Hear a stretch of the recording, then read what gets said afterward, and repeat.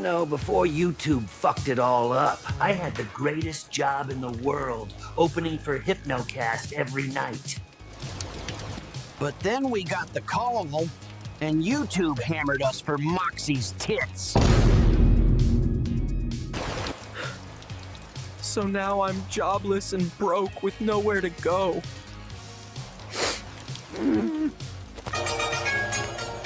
Your phone ringing. Oh, Your the phone ringing. is ringing. Big boy, come pick up your phone. How you know pick up your phone? Your phone. Hello, this is the Gopher. Who is it? Hello, Gopher. The time is now. Hypnocast Season 3 is here, and we want you back. Holy shit, boys, we are back in business. That son of a bitch is gonna scream any minute now. Let the show begin. 10, 9, 8, 7, 6, 5, 4, 3, 2, 1, 0.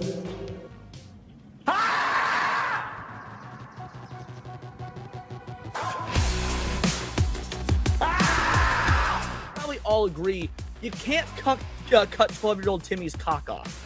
Yeah. I like how you said cut for like half a second. Yeah. Well, it's cut and cock, and it came out cuck, and yeah, that's. Whoops! Oh fuck! Oh no! Mistakes were made. He's been waiting in the shadows patiently. I just smashed JT the fuck out of this. Your face is turning red. Yeah, because I know that the next SNH I'm gonna be fucked. Oh yeah. But at least I With a won't be horse fucked. cock. That's an unknown part of the map, so I didn't see it yet. Could I survive if I jump?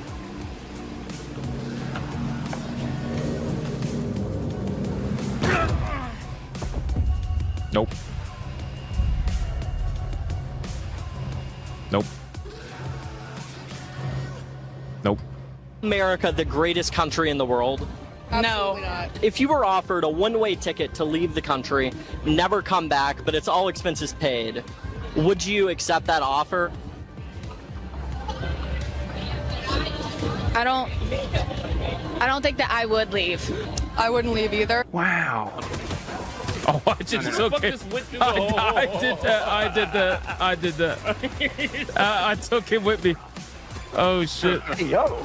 It's always the black people holding everybody else down. Time out. All right. You know what? Yeah, I'm going to bed. I'm tired. Tired of this shit. This communist ass game, whatever. This doesn't want Somebody me to play. else got it. You didn't get in. Yeah, it's just a lot of racism today. All right, y'all have fun. I'll just continue to watch and cope and see. Sounds good. And look at this motherfucker pretending he's gonna watch more Stranger Things. Yeah, you know he's gonna watch Stranger Things all day. Either that or like some game or something. Doesn't mean I don't have my phone next to me. Watching porn. That's tomorrow. Okay, bye. MILF Hunters Part 14. Now, Hypno, I could have hit you with a shuriken. I opted not to because I'm a good friend. That's fucked up, you liar. You're a liar. You're an absolute liar. You're a liar. I knew it. Never trust white people. Thank you, and I wouldn't have done it. You could have said thank you, but you said like, yeah, Because I knew you were gonna do it.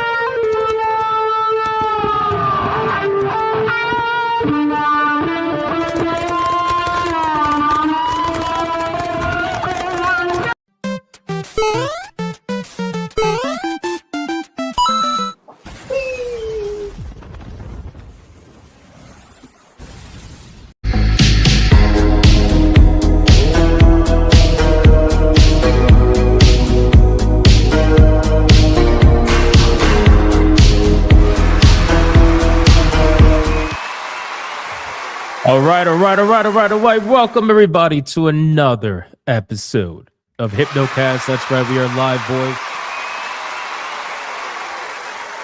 We are live. We're gonna dive down the rabbit hole that is known as the internet. But before we do any of that, we gotta bring it in close. Hurry up, let's go. Get in here.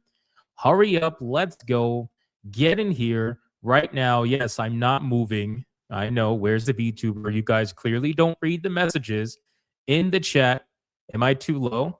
Maybe I could raise it up a little bit. Why is it not moving? I don't know. You guys clearly don't listen or read the messages. Let me see. I'm gonna raise my volume up a little bit. Okay, there we go. Is it louder? I swear to God, this new microphone's pissing me off, boys. This microphone is pissing me off, but it should be fine. All right. Well, anyway, listen very closely. If you are watching on YouTube, like the stream, like it now. Still quiet? Oh, maybe this. Boom. Is it quiet now? It's probably not quiet now. If you are watching on Rumble, like the stream. If you are watching on Twitter, like the post. And if you are watching anywhere else right now, then you too complain about AI slop as if any of us actually give a fuck.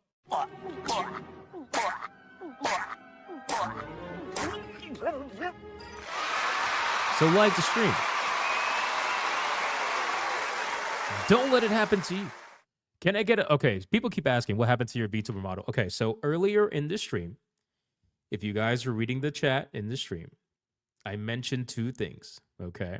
And I'm going to mention it here.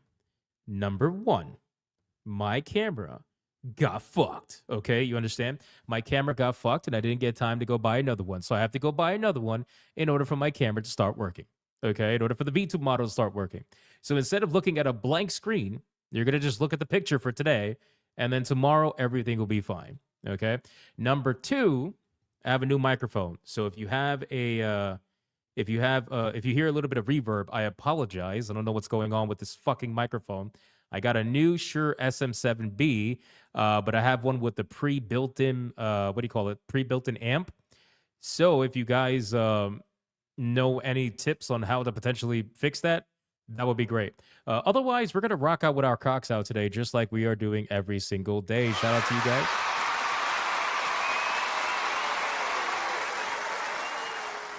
I would normally say, can I get a mic check, please? But it seems like everybody has already done that. So, so what else are we checking? What are we checking today, boys? Wait, why is your model not moving? Oh, my God, bro. Where's my clip? Where is my clip?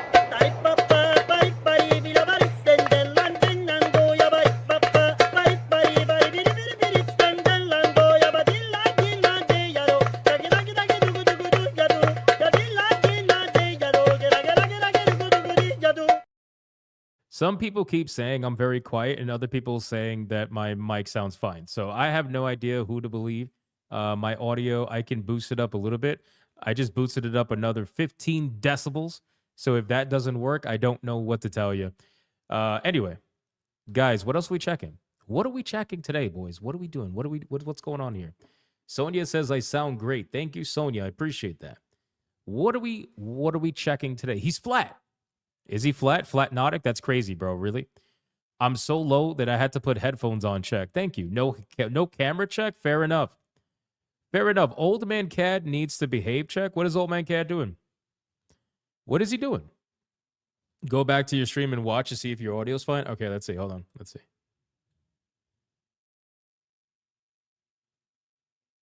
Bro, I sound amazing. I just checked the stream. What are you guys talking about? Sorry, I didn't talk really quick. I had to go listen to myself. I sound amazing. I mean, I sound a little bit low, but I sound clear. Are you guys on crack? Are you guys smoking? What are we doing? Let me boost myself up slightly. Hold on. Let me just boost this slightly. All right, I boosted it up another little bit. That should be fine, man. Come on, stop it. Stop it. Audio is low but high quality. Thank you. Maybe this microphone won't be such a waste of money. We are on crack. Hypno had a cape. Yes, I had a cape. That's a check. Clearer. Yes, that's not the issue. The crack has nothing to do with it. It's the volume check. Mobile sounds awesome. Got his brick house check. Perfect now check. Volume sounds fine check. Sounds 10 out of 10 check. Amelia's my waifu check. Minnesota needs to be on medication check. Guys, turn up your volume check. Boost it more. You're usually louder. That's when my volume's at 20 check. Empanada and tres leches check. We're chilling with the crew check. Pokemon check. Water check. Waiting on samples for transport check. Muted check. I'm definitely not muted. Stop lying to me. Computer through my receiver sounds better check. Sounds better now check. Boom slang check. Okay, that's a lot of fucking checks, boys. That's more than I normally do. Listen, our ESG scores are at their maximum. We're fully funded, boys. Like the stream. What are we doing? What are we doing? All right, boys, listen. Let's do the Bigot Army roll call. Let's see who is in this chat right now, aside from former Kotaku urinalist Black Samurais that unfortunately did exist at one point, but no longer do, and people that swear calling my avatar AI slop is going to make me feel some sort of way when all I am going to do is just continue to make more of it. You know what's actually funny? Quick fun fact. So all of the AI images that have been made of my character, the original images that I had of my character to look almost exactly the same were all hand-drawn. So, like, suck it. I really don't know what to tell you. All right, boys, who's here, man? Who's here? Let me scroll up. We got Colonel Ruv. Says again, my man, what's going on, dude? We got Creepier07, the voice in the water. Blue Octopus screaming at the top of her lungs. She's screaming. She's screaming. We got Nick Havoc. We got Sonia. We got Azrai 2000. Seriously, you are still lower. All right, well, there's not much I can do. I did all I could do. I don't want to fucking boost myself to like 200 in StreamYards, otherwise it's going to be ridiculous. Tim Grove. What's up, Tim Grove? Monkeyman04. Grimlock. Colonel Ruv again. Belgium Warrior. Commander Sonok. Faye Summer. We got Melodic Method. Mr. Melancholy. Sounds too intimate. I like my more robot sounding. Bro, come on, man. What are we doing? What do we do? Do you know what it is? I think I know what it is. So my Rodecaster has pre-built-in settings, and I think I have mine set on neutral, I believe, that's normally what I rock, but maybe this microphone needs a different setting. Maybe I got to try out like Broadcaster or something, but then it's going to give like this boom sound where you're going to get reverb and shit. I don't know. Anyway, I'm going to have to rock with what this is right now until later today.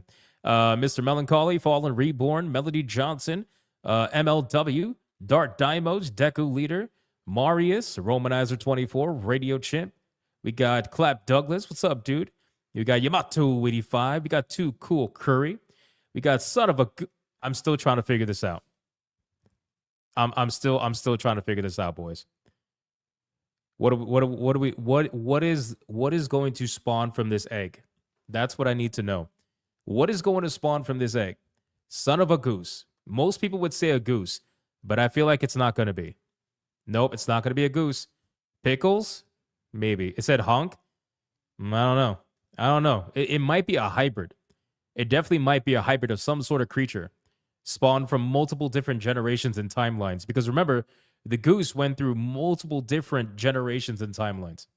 It's going to be scary. We got Sturgeon. What's up, man? We got Soul Reaper 2078. We got John D. What's going on, John D? I saw your comment on my video today, man. Thank you for that. I appreciate it. We got Genetic Explorer over on Rumble questioning what is he even like? Where is he? Who is he? Christopher Lloyd, Faye Summer, Archangelus, Commander Sonok. We got Oliver Adam, 17 Crash Gaming, Old Man Cad, Destiny Sutton, Joseph. We got Frenchie 07. We got a Kickin' Danitz. Yeah, I'm gonna keep saying it like that. I'm gonna keep saying. I know it's a kick in the nuts now, but I like a Kickin' Danitz. I don't give a shit. That's just what it's gonna be. Magdi 32. We got David Paulos. What's going on, man? Damn, you know how to draw real good. I didn't draw it. Somebody drew it for me. To be fair, I had an artist draw it a long time ago. Lucky Boy, Belgian Warrior, Bio T Wolf 19. Having a hard time moving it. I am not moving, bro. Like, I have no idea what you're talking about. Ron DFK, Tech the Drifter. Unless you're making fun of my camera, then that's funny. Jay Sims. We got Monkey Man 04 again. Tiger King. What's going on, dude? We got, let me scroll down. Weedy for Sweeney. We got Shinphil, Demon Carol, working on the next game. Nice. We got Ali Kusanagi. What's going on, Ali? Yo, how's your Steam Deck doing? How's your Steam Deck doing? I know you got that Steam Deck recently, man. You're supposed to update me in a couple of weeks. What's going on? How you like it? Let me know. We got Hades. We got Decrepit. We got Benjamin Altman. We got Raging D-Head, King fucking Demon Wing. Shout out to that legend. And then we got Reaper Knight. We got Joker JK, J Sims, Inferno Hell Knight, Yamato 85, Deku Leader. Who else? Cozy Goober, David Paulos, Torinol over on Rumble, questioning whether or not he's actually there or not. We got Kain Bladed, which, fun fact, we're actually gonna look at a video today of the new game that the Legacy of Kain creator is actually working on. I think he revealed the trailer today. We're going to check that out because I haven't watched it yet, but I'm excited to check it out. All right, four more people. Then we got to get on with the show, man. We got, let's see, who's here? Speedy Cake. What's up, Speedy Cake? We got, who's here? Melodic Method again. We got Vlad Tepesh. Set it to gay. I should set it to gay. Maybe that'll work. We got Sturgeon again. We got Tanya Raven. We got, who's here? We got Low KZ420 on Rumble. And then we got, let me scroll down a little bit. Scroll down. Zero is, what's going on, dude? How you doing? We got Zero Hero. What's going on, man? A Hypno Goose, maybe. It probably is going to be that way. Aloof Liberty. We got Zema Duvant. And then last but not least, Robert Lawrence says that the egg is going to be which that's going to be weird. Is Hypno traveling again? No, I'm not traveling again. My fucking microphone. Oh my God, it's my microphone. I have a brand new microphone, and every time I get a new microphone, this shit happens for like a couple of days, and I don't know why. You would think I would be a pro at this by now. We got Scottish Ladboyd. Shout out to Scottish Ladboyd. And we got Lucky Boy, Tech the Drifter, and Blue Eyed Scorpio, and we got Darth Dimos. Okay, guys, that's everybody that I possibly can call out. Let's sacrifice your fellow Bigot Army member, and let's see who is going to get the massive money shot. Let's go. Who's it going to be? Let's see. Look at this guy. Old Man Cad sitting on my front porch with Adeptus I can't read that. Sororitas. There we go. And then got my booty hole covered. Hey, what the fuck? Hey, wait. You got your what? Listen, there's getting your booty hole protected, and then there's getting your booty hole covered. So, like, what? Hey, that's a little bit. I'm hitting you with the sus. I'm hitting you with the sus. I'm sorry, brother. I'm sorry. That is questionable. Okay, very questionable. But I'll read it anyway. Got his booty hole covered. Get the fuck off my lawn and go fuck with someone down by 7 and leave me alone. Fuck your feelings. That's interesting. 1, 2, 3, 4, 5, 6, 7. Of course. This guy's spamming Z's. Of course he's going to get hit. Holy shit. Well, guess what, bitch? You're banned. Okay, you were banned, Colonel Ruff. You're banned, which means we got to go down by 1. Oh, no. Holy shit. Oh, no. Oh, no. Oh, no. No, anybody but fucking doo-doo, literal doo-doo brownies, bro. Like, come on, man. Are we seriously glazing doo-doo brownies? Are we serious? Oh, my God, bro. This is getting insane. You guys understand the last couple of money shots have been on nothing but fucking food. Okay, first the burger, and then the fries, or I think whatever, vice versa. I have no idea. And now we're doing it on fucking doo-doo brownies, bro. This is insanity. All right, boys, listen, I don't even know. My brain is fucked, right? I can't believe this is happening. Congratulations, doo-doo brownies on the money shot. That's unbelievable.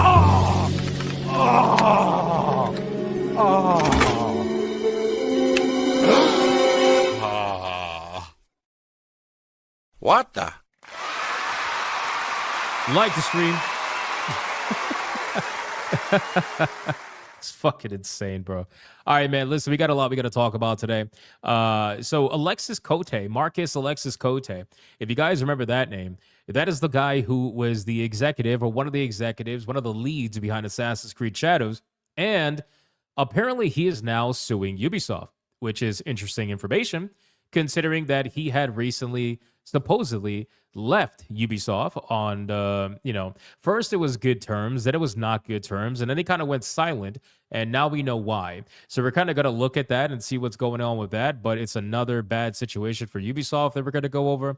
We're also going to cover how Netflix apparently now is owning the streaming rights to the Legend of Zelda movie that is coming out in theaters. I guess they must have won a bid or something along those lines, but Netflix will be the home for streaming that movie when it leaves theaters. So that's going to be interesting. And we're going to talk about New World, that MMORPG that we spoke about many times before. New World is an MMO that is scheduled to die this year. I don't know if you guys remember that, but it is scheduled to shut down this year. Now, there is a person by, what's his name? Let me see if I can find it really quick. What's his name? Okay, so the COO of Face Punch, okay? So the chief operating officer of a studio called Face Punch Studios is saying that he is willing to buy New World from Amazon for $25 million. He is willing to buy the game and try to save it for $25 million. And he's not joking. Like I don't think he's joking anyway.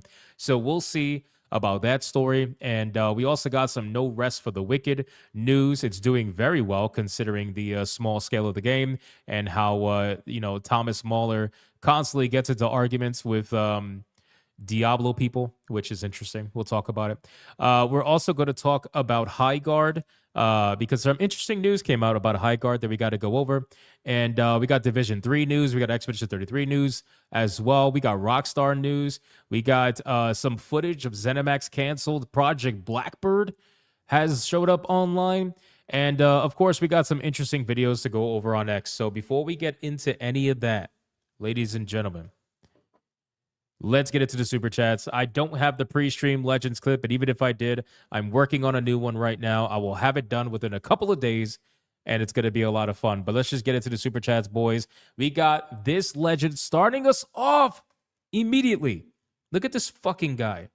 Seriously, this guy came into the chat, and he said, we need to start the week strong. And I'm like, dude, I don't even know what to say. I don't even know what to say. King Demon Wing with a massive 50 membership, ultra mega hyper banger. Spam the King Demon Wing emojis in the chat right now. Let's fucking go! It's a membership banger! And considering that is the first one, and that's a hell of a first one, by the way, considering that is the first one of the stream, you already know what that means.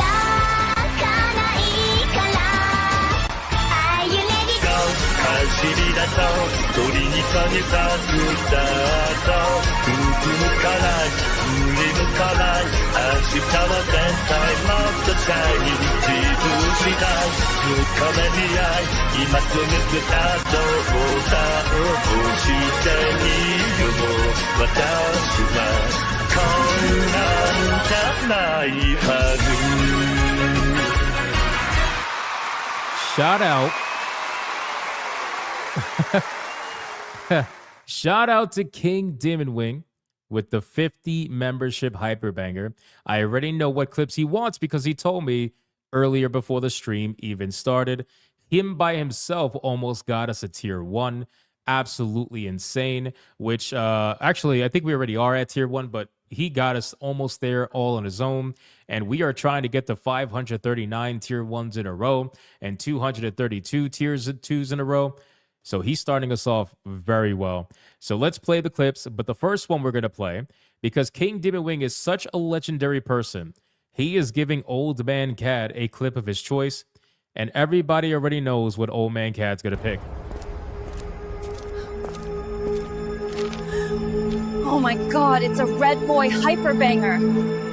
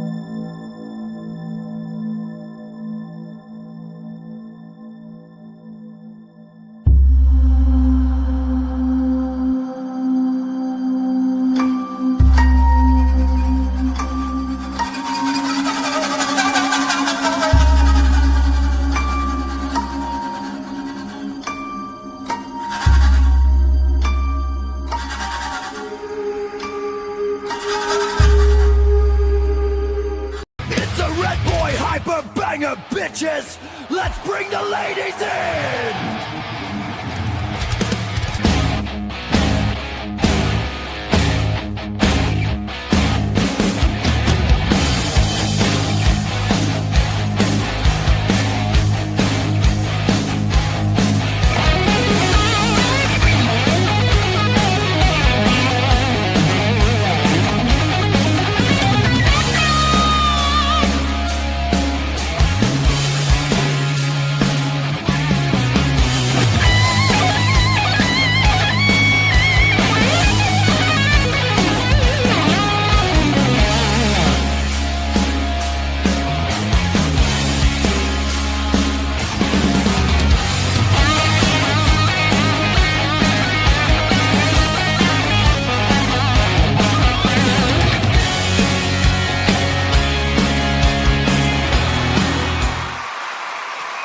Shout out to King Demon Wing with that 50 membership hyperbanger, ultra hyperbanger, ultra mega hyperbanger. Dude, I appreciate that, man.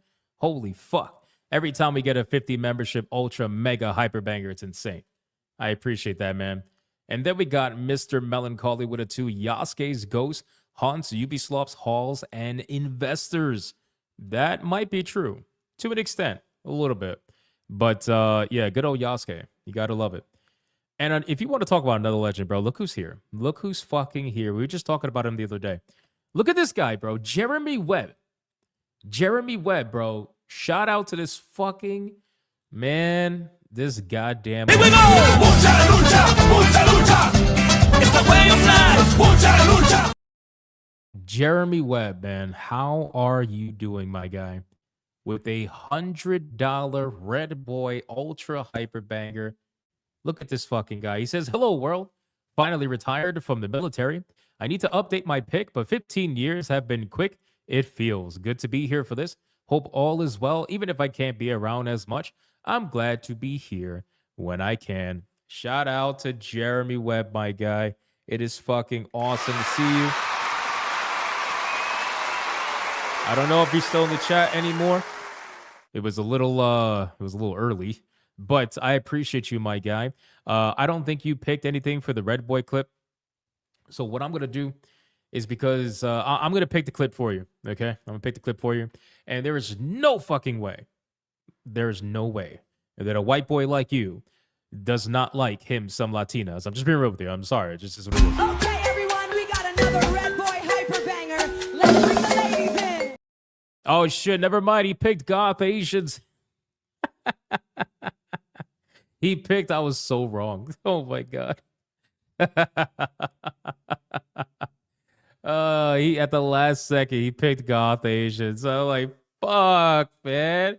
'Cause there's no way. There's no way, bro. Oh, all right. That's fine. That's fine. Okay, it's fine. It's fine. Do both. No, that's okay. Shout out to Smash AT in the chat. What's going on, dude? All right, fuck it. He wants goth Asian. Let's go. Oh my god, it's a red boy hyper banger.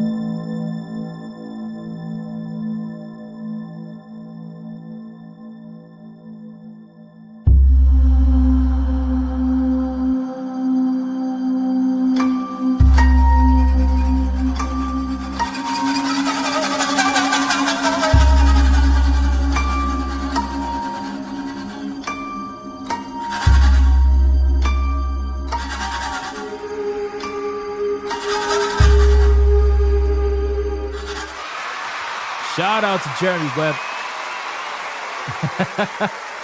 I still think that's fucking hilarious, bro. Oh my god. Yeah, somebody in the chat said, "Did you?" Oh, Too Cool Curry said, "Did you just assume his gooner preference?" How terrible. I know. It was funny. That was funny.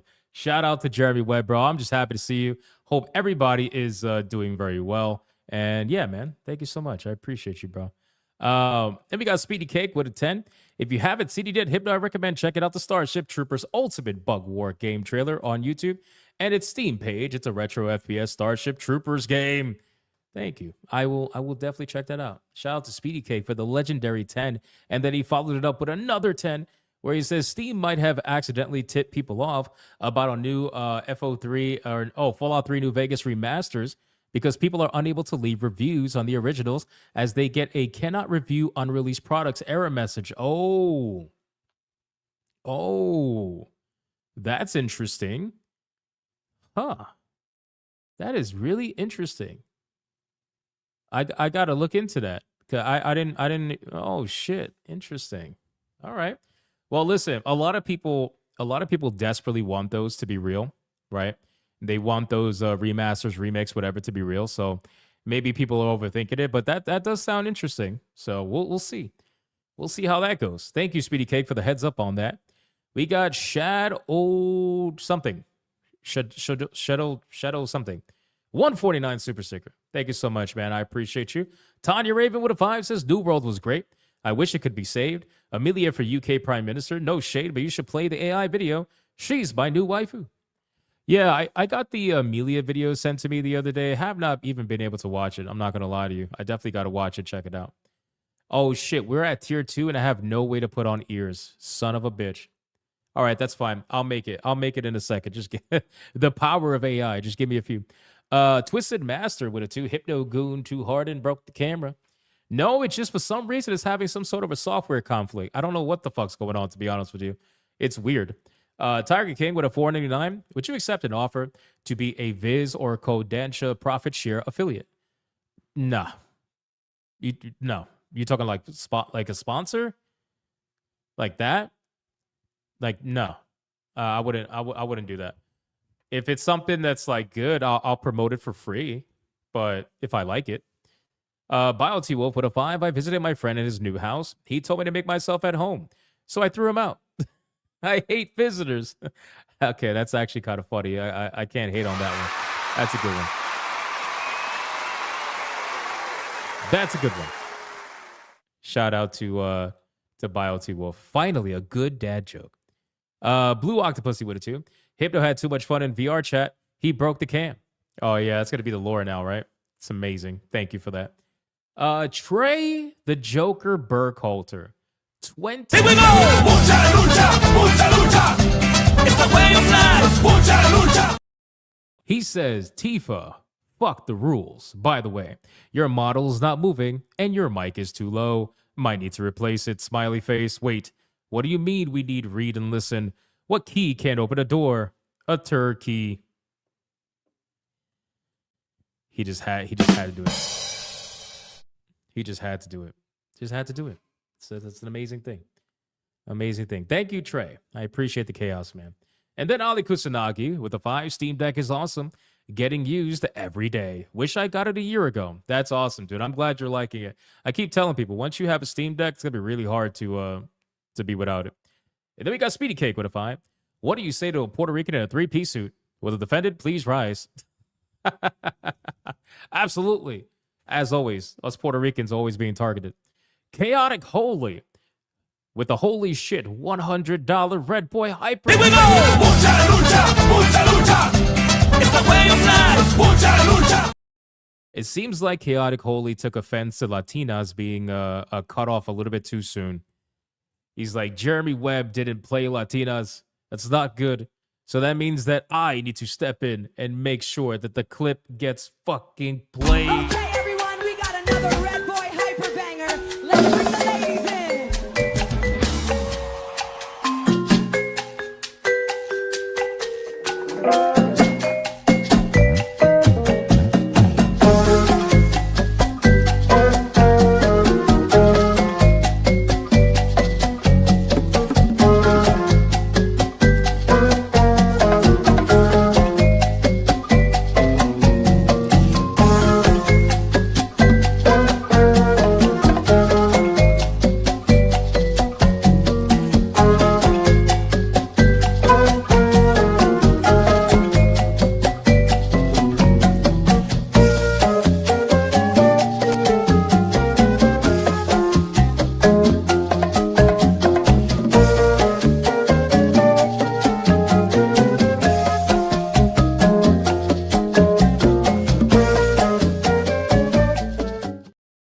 Shout out to Chaotic Holy.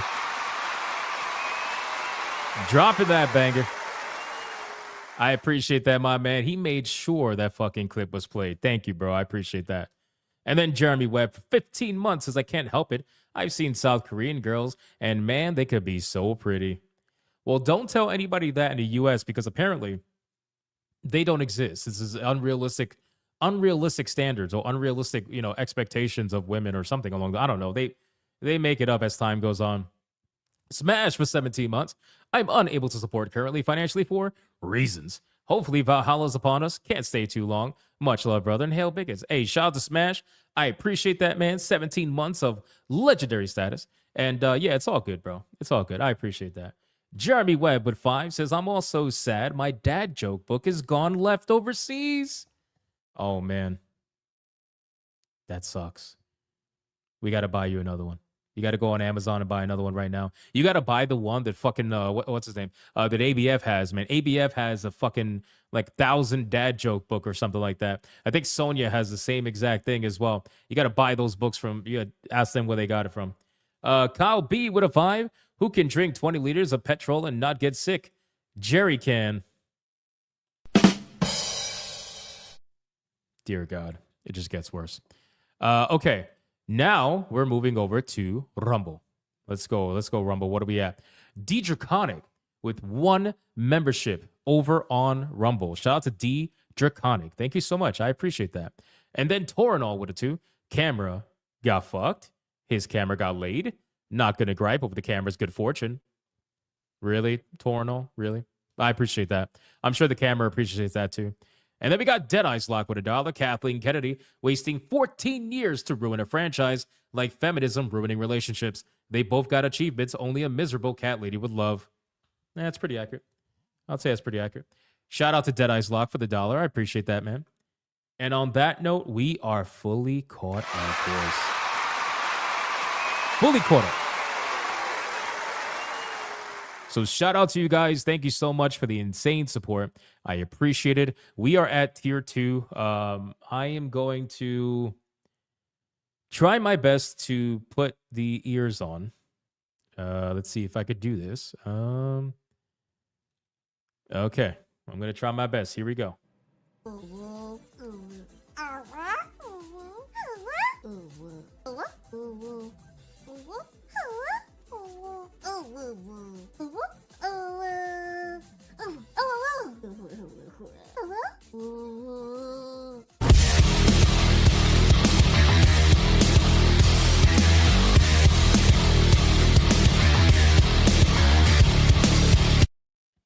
All it did was give me a big ass head.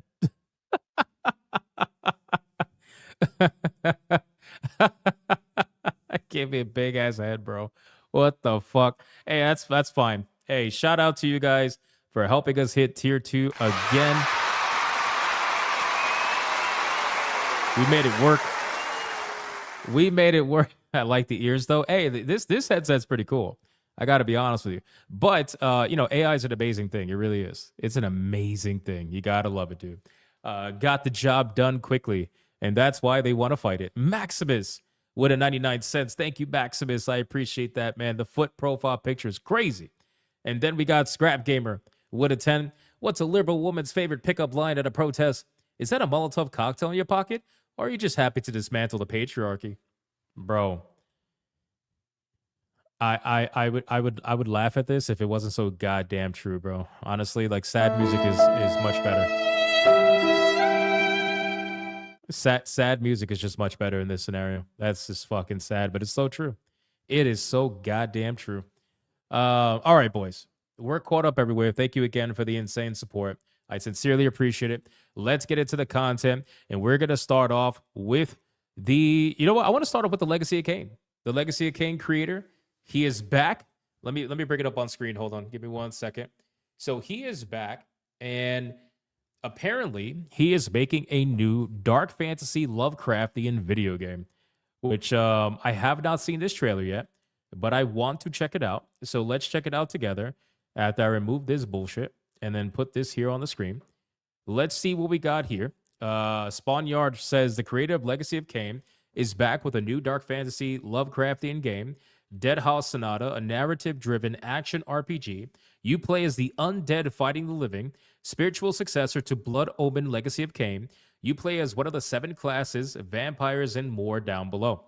All right, so this is only 43 seconds long. So let's see what we got going on here. I just realized my banner says SNH. Holy shit, I never changed it. That's gay. Let me change it. Boom. Like you never even noticed it. Didn't even tell. All right, so let's check this out and see what's going on here. Because again, Legacy of Kain, you guys know, it's fucking awesome. And they just came out with the remasters not long ago. So let's see what we got. Let's see if he makes something that looks like a modern-ish, I don't know, modern-ish version of that. Let's go.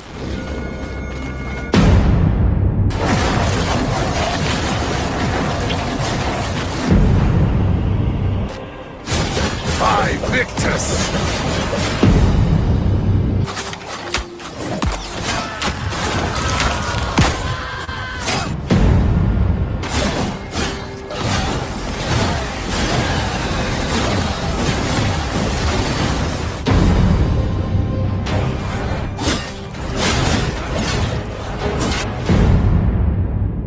Deformis, second of Annalyn. Remember, lightning does not discriminate between the living and the dead. You know, it's interesting. I'll say that. Obviously, it's a bit rough around the edges. That's pretty clear. It's also one of the things where it's like, I don't know how early into development, or how late, I should say, into development this is. I don't know if it's early or late, but it does seem pretty fun. The movement seems crazy. The fact that the guy was like, look at this was cool. He's kind of like floating in the air as he's attacking, and then he goes and switches to this target, and then all of a sudden he fucking launches himself at Mach speed at this guy. But the facial animations you can see are almost non-existent for the character. So this has to be super early development. It really does. It has to be, unless he's going with his graphical style, which if he is, then maybe he's going with something a little more retro. but it does look super early in development. But I do like the movement and I do like the combat so far. So if they can tighten that up and expand on that, I think you could have something pretty fucking cool here. It's a great start overall. Is it going to be a Souls-like? I don't know about that. Maybe, but I don't know. I don't think they classified it as a Souls-like. See, the thing is, everybody tries to classify an over-the-shoulder RPG or action RPG as a fucking Souls-like.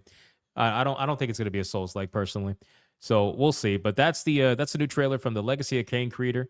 Let's see what comes from that.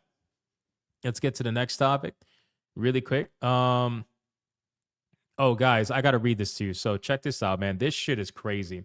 You got people that would shit talk. Look at this. Look at this shit, bro. They will shit talk Half-Life 2 so many years later. It's insane. I honestly can't believe it. I saw this post and I'm like, I kind of want to show this on a stream today. So Dylan Rogers says, I've seen a lot of complaints about Half-Life 2 over the years, mostly about the gunplay, but this is a new one. He says, I'm glad Valve is no longer making single-player games anymore. Is wild, laughing my ass off. And I was like, it can't be that bad, right? Like this review can't be that bad.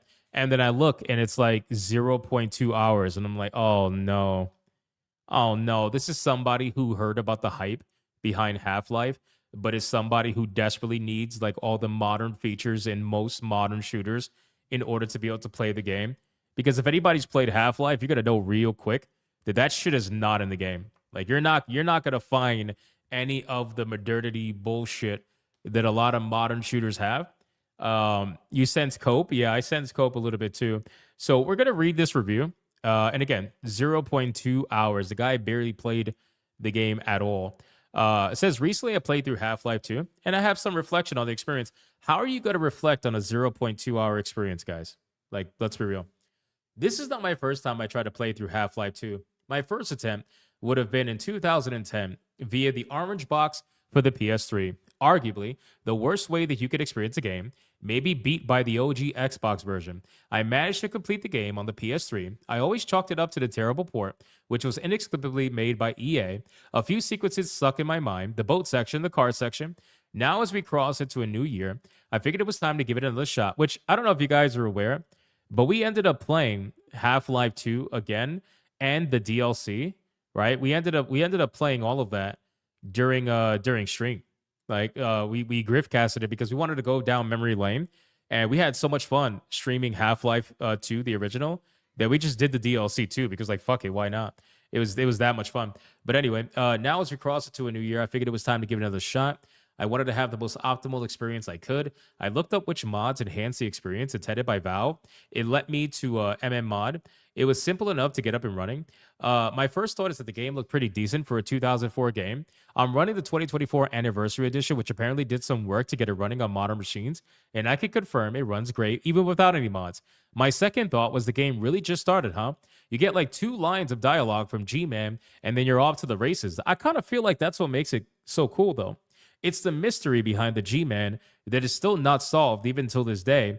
It's a mystery. It's the mystery of the G-Man that keeps it interesting. It's always like that story behind the story, because obviously you have the story that's playing out in front of you, but then you have the G-Man story that's always in the back of your mind because you know you're there where you are at any given time because of him, right? It's kind of like fate in a way, but you always wonder, like, who is he working for? He always talks about his employers, you know? So it's pretty interesting. Anyway, says, I'm sure there'll be more context and setup for the story, I thought. Now, in hindsight, foolishly, I'll cut to the chase. I think Half-Life 2 aged poorly. The core gunplay is as good as it could be. I know the Source engine was and is fantastic engine for shooters, but what surprised me is how much this game relies on the novelty of physics. Yes, it can be quite neat, even to 2026 humans, but man, does the novelty wear off quickly. I don't think it did at all, personally. But again, I know everybody's different. The game barely has any narrative. What, bro? Oh my God. What the fuck are you talking about? What are you talking about? Half-Life 2 barely has any narrative. Half-Life 2 has a beginning and to end. Well, not an end, unfortunately, but Half-Life 2 has a lot of story to it. What the fuck? Half-Life in general has a lot of story to it. What are we talking about? Anyway, what surprised me even more, however, it's the story. I'd say the story is bad, but here's the thing. The game barely has any narrative. There's little to no context of what you're doing. 90% of Half-Life 2 is you going from A to B to C to D, usually with a mundane task of rescue X or go to Y. There's no world building, no lore, no nothing. How is there no fucking world building, bro? Did we play the same game? Dialogue, as a matter of fact, I'm going to open this door and I'll catch up with you later. Okay, cool. The lack of narrative combined with some truly dull sections. Yes, I'm looking at you, vehicle sections. I knew there was a reason these parts stayed at the top of my mind. Makes playing through Half-Life 2 a slog. Just a few hours in, I didn't want to play anymore. I was done. But I was determined I would see it through to the end. I persevered. Despite being absolutely bored out of my mind, all I needed was a nugget of narrative, a morsel of motivation. But despite my belly rumbling for some narrative sustenance, I was left to starve. You get nothing. In a fit of a story-famished delirium, I turned on God mode and just ran through the levels. Wow, wait a second. So he beat the game in 0.2 hours because he turned on God mode, cheated, and made it all the way to the end? What the fuck? Is that what I'm understanding here? That's fucking crazy, bro, if that's the case. Bro, of course you're going to be bored if you turn on God mode. Are you fucking kidding me? This has to be rage bait. This absolutely has to be rage bait, bro. There's no way this is real. Anyway, I'm going to keep reading it because it's funny. So it says, I finally reached the credits. The game was finished. What greeted me in the end were no answered questions to what little the game had set up. A few nonsensical lines from G-Man, no great reveal, no pulled curtain. This may well be one of the worst narratives I've ever experienced from a big budget game, and certainly the worst resolution to a narrative in video game history. I'm excited to get started with episode 1 and 2. I've heard that they had much more of a narrative, but at this point, I can't say that the world of Half-Life 2 is more to me than a time capsule showing gratitude that Valve does not make single-player games anymore. Guys, so at this point, listen, he's entitled to his opinion. Perfectly entitled to his opinion, okay? This is a written review on Steam. But what I will say is that if you think that the world needs Valve to not make any more single-player games, you have no idea what will happen to the world if Half-Life 3 were to shadow drop. You have absolutely no fucking idea. The world will probably cease to exist for about 24 to 48 hours. People will be losing their mind because they desperately want Valve to make a single-player game again and to continue the narrative of Half-Life. Unfortunately, we're never going to get that. At least that's what I think anyway. I've come to terms with that level of cope. But still, looking at this, bro, of course you're going to be bored. You speed run through the game. You fucking use God mode to get through the game. And you roll the credits so quickly. And then you're like, yep, well, that was gay. Of course it was. Of course it was. Like, why would you? Oh, my God, dude. This shit pisses me off. It's got to be rage bait. It has to be.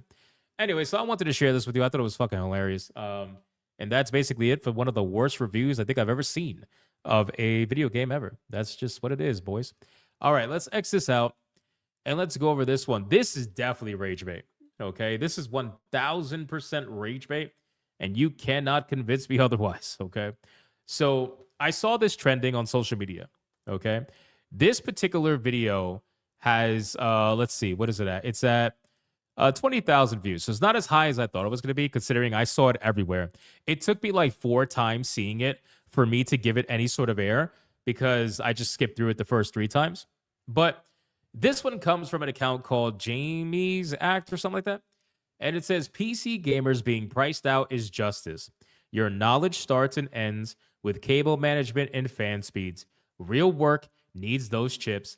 Buy a PlayStation. Stop hoarding hardware. You're not a pro. You're just a gamer. Yes, get a PlayStation. You don't need anything else.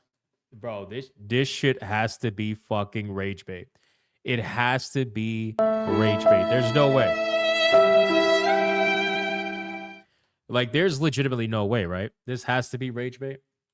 This person is happy and excited that PC gamers are getting priced out of the PC market because of the AI raising the prices of so many PC parts. Somebody called Classic Cage. Oh, she would probably lose her shit over this. She would probably lose her fucking mind. Anyway, so I read this and I'm like, okay, so this looks like rage bait, but I'll watch the video anyway. Let's just watch the video and see what's the deal here. It's only 36 seconds long. Let's see what we got. it's going to suck. You probably didn't need me or this IGN article to tell you that, but there's no foreseeable end to the memory shortages in sight, and even the most optimistic predictions only see prices stabilizing in 2026, meaning they'll stay high but stop getting worse, which is small consolation to anyone who needs a new system or an upgrade. Old hardware might be the saving grace for PCs this year, and already trends towards previous generations that started in late 2025 with a DDR4 kick, but have now extended to include downright geriatric DDR3 platforms will likely continue. Okay, so this is not the same guy. All right, that's fine. So that means he's quote tweeting this guy's video. This guy's video talking about the price increases, and he's like, yeah, good for PC gamers. Fuck PC gamers. Guys, if you're a console gamer, I just want you to understand that your PlayStation 6 and your next Xbox is going to cost way more than the PS5 ever did. And that is simply because they also use PC components. What the fuck do you think they use, bro? What do you think they use, bro? These people genuinely think that consoles are made with anything other than PC hardware and components. It's like, yes, they usually use custom graphics cards or whatever, but they still use RAM, bro. They still use like certain PC components.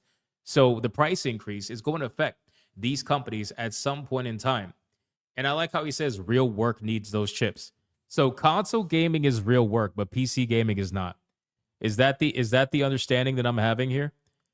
Why would we scoff at if the console plebs left? I mean, listen, I've always said, play what you want to play on. I don't give a fuck. But don't be out here fucking console warring as if you have the upper hand on anything. It's insane, bro. Like, they all use the same shit. What do you think your games are developed on? Your games are developed on PCs. And then they eventually make it usable and runnable on the consoles. And they keep collaborating from there. But other than that, it's like, what the fuck are we doing? Yeah, this guy is like, how are we still... Bro, how is it 2026 and we're still console warring? I just had to make sure this was posted on 2026. It was. How is it 2026 and we're still console warring? Exclusives are pretty much, for the most part, dead outside of Nintendo. PlayStation has their like timed exclusives, but then that's basically it. Xbox is just spreading their legs to everybody, whoring themselves out. And PC gets everything almost, except for Nintendo games. So what are we seriously doing? Why are we console warring in 2026? I don't get it. Some of these accounts just can't let it go. I mean, it's obviously like a PlayStation account. You could tell. I mean, the fucking profile picture is literally PlayStation, right? So you could obviously tell. Xbox at CES looking to go big with GTA 6 marketing. Possible bundle, we shall see. Did they abandon the ROG Xbox brand? Juice not worth the squeeze? Yeah, this is definitely a PlayStation show account. The master race is now a rounding era. NVIDIA makes 90% of its money from AI, not your rigs. With supply cuts and 70% RAM hikes, you're officially priced out. Stop playing pretend engineer with fan curves. It's over. If you think PC gaming is over, you have another thing coming. That's the sad part. If you think PC gaming is over, you have no idea. This is where the Steam machine is going to come into play for a lot of people. This gent may be a little too happy for reasons he'll be regretting later. Yeah, I mean, I don't know. It's a little bit weird. But anyway, I mean, this is console warring in 2026, boys. It still exists, and I don't think it's ever going to go away. These people love console warring. It's insane. All right. We are now going to take a little break from the topics. We got a lot more topics, so stick around, like the stream. Shout out to the almost 500 of you watching on YouTube and Rumble. Thank you so much for the support. I appreciate it. Really quick, I want to call out Torinol with $1 on Rumble. Bored in 0.2 hours is sus. It's not sus, though, because if the guy admits to downloading software, well, not downloading software, but like enabling God mode and then speed running through the game, it's not sus at all. I mean, anybody will be bored if you just turn on fucking God mode and speed run through the entire goddamn game. That's just stupid. You know? Why would you fucking do that at all? It's weird. But in any case, let's get into the indie showcase. I got a couple of games that I want to show, and then we're gonna get right back into the topics. So let's get into that indie showcase. Let's go. All right, folks, it's time for the Indie Game Showcase. All right, boys, Indie Game Showcase. We are going to go through the first one, which is called Weird RPG 2. This game is a weird RPG. Let's see what we got here. It was actually labeled as a Souls-like, but I feel like it's one of those Chinese video games that really don't have much of sustenance behind it. But I don't know. We'll see. Let's check it out. Weird RPG Part 2, apparently. So there's a first one. Fuck, man.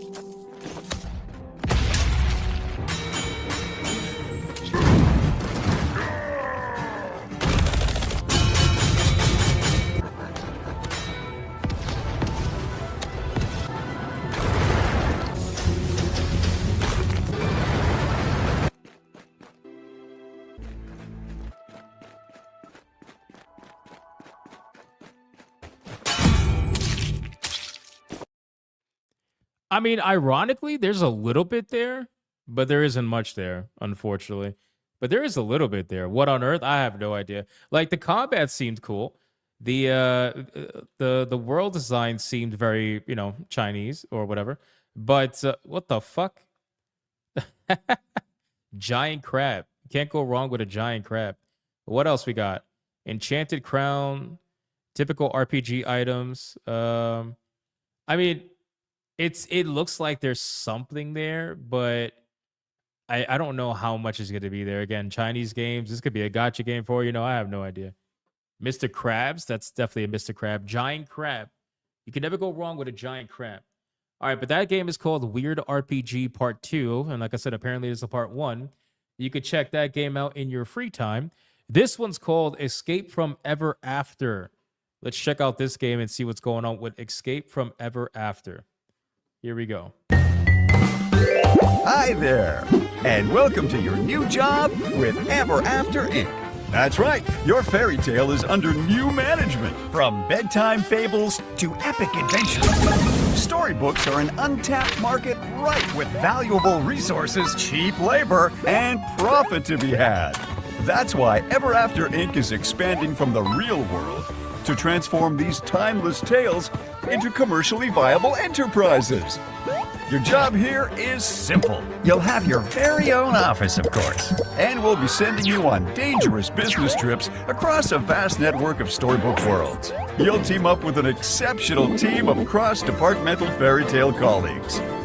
Learn to leverage their unique skills and take part in high-risk negotiations. Where do you see yourself in 5 years? 10 years? 20 years? We're a family here at Ever After Inc. Perform well, climb the corporate ladder, and maybe you'll even get promoted. And we won't stop there.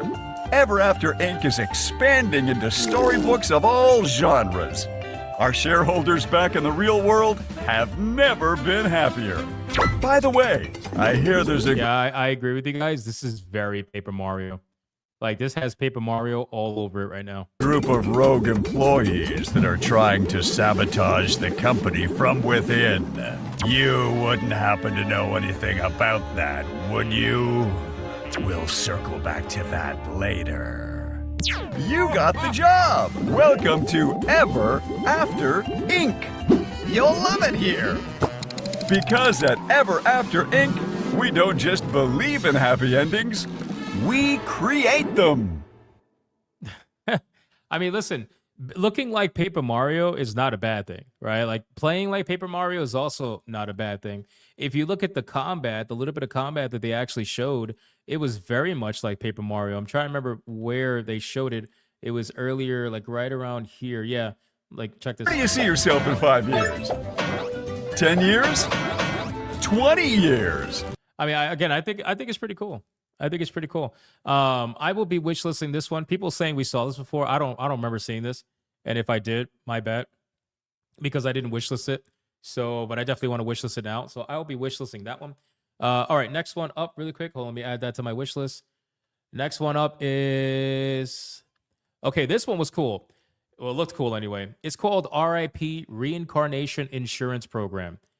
RIP Reincarnation Insurance Program. Looked pretty solid. Let's see what this is about. Here we go.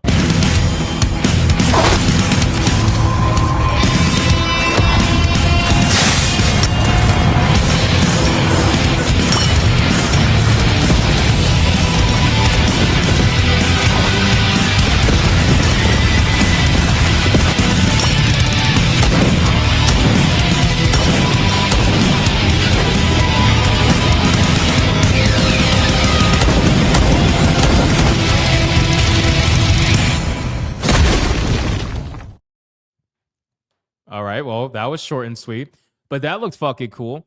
So it looks like a typical, what, stick shooter, I guess? I don't know if it's like a bullet hell auto shooter kind of a thing.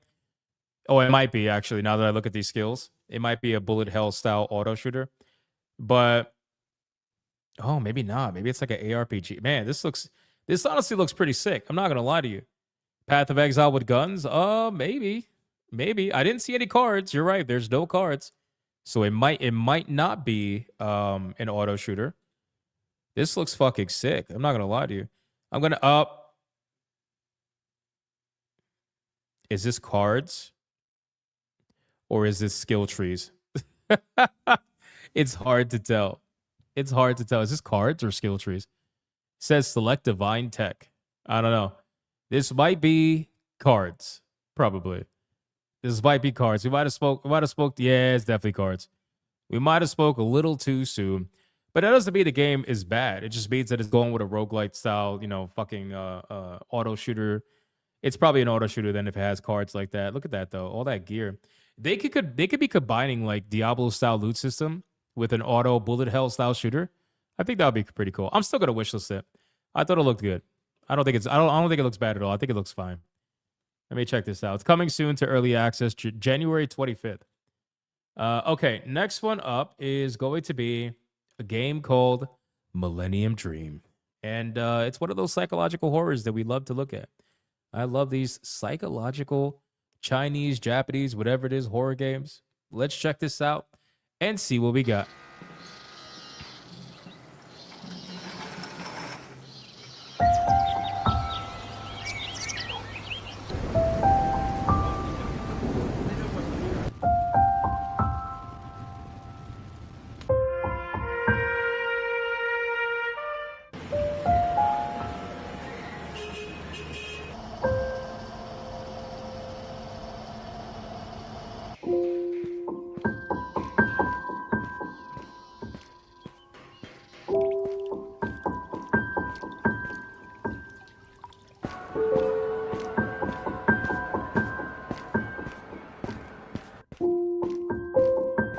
Wait a second. The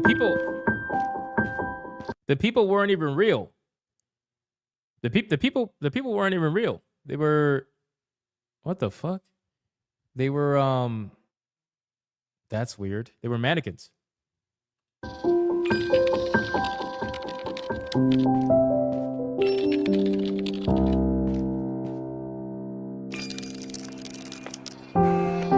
what the fuck was that, bro? Hold on, go back.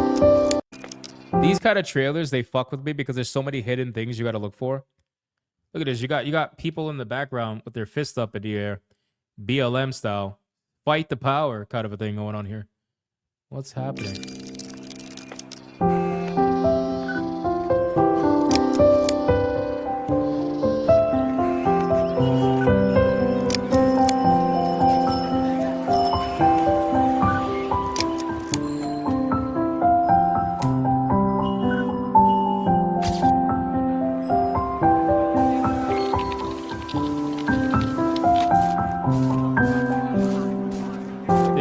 Something weird going on with this game, dude.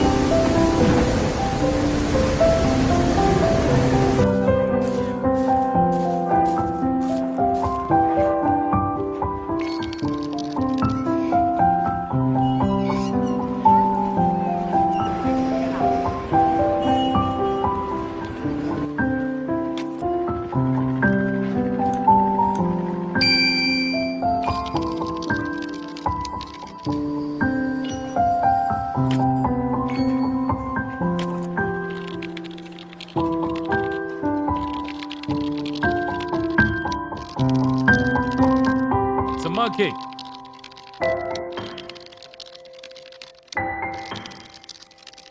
What the fuck are they dressed up in? Bro, what is this game?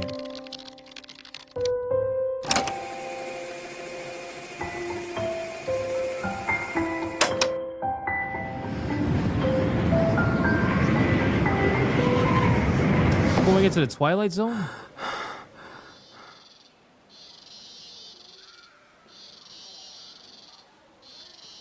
What? Did he just imagine all that? Or did he just wake with Did he wake up from that? Bro, what the fuck was that game? I don't know what to even make of this, bro. You have a pixelated grandma over here in the corner. I don't know what's going on. I mean, the graphics are amazing, don't get me wrong. Like the environments look really nice. But what the fuck did we just watch?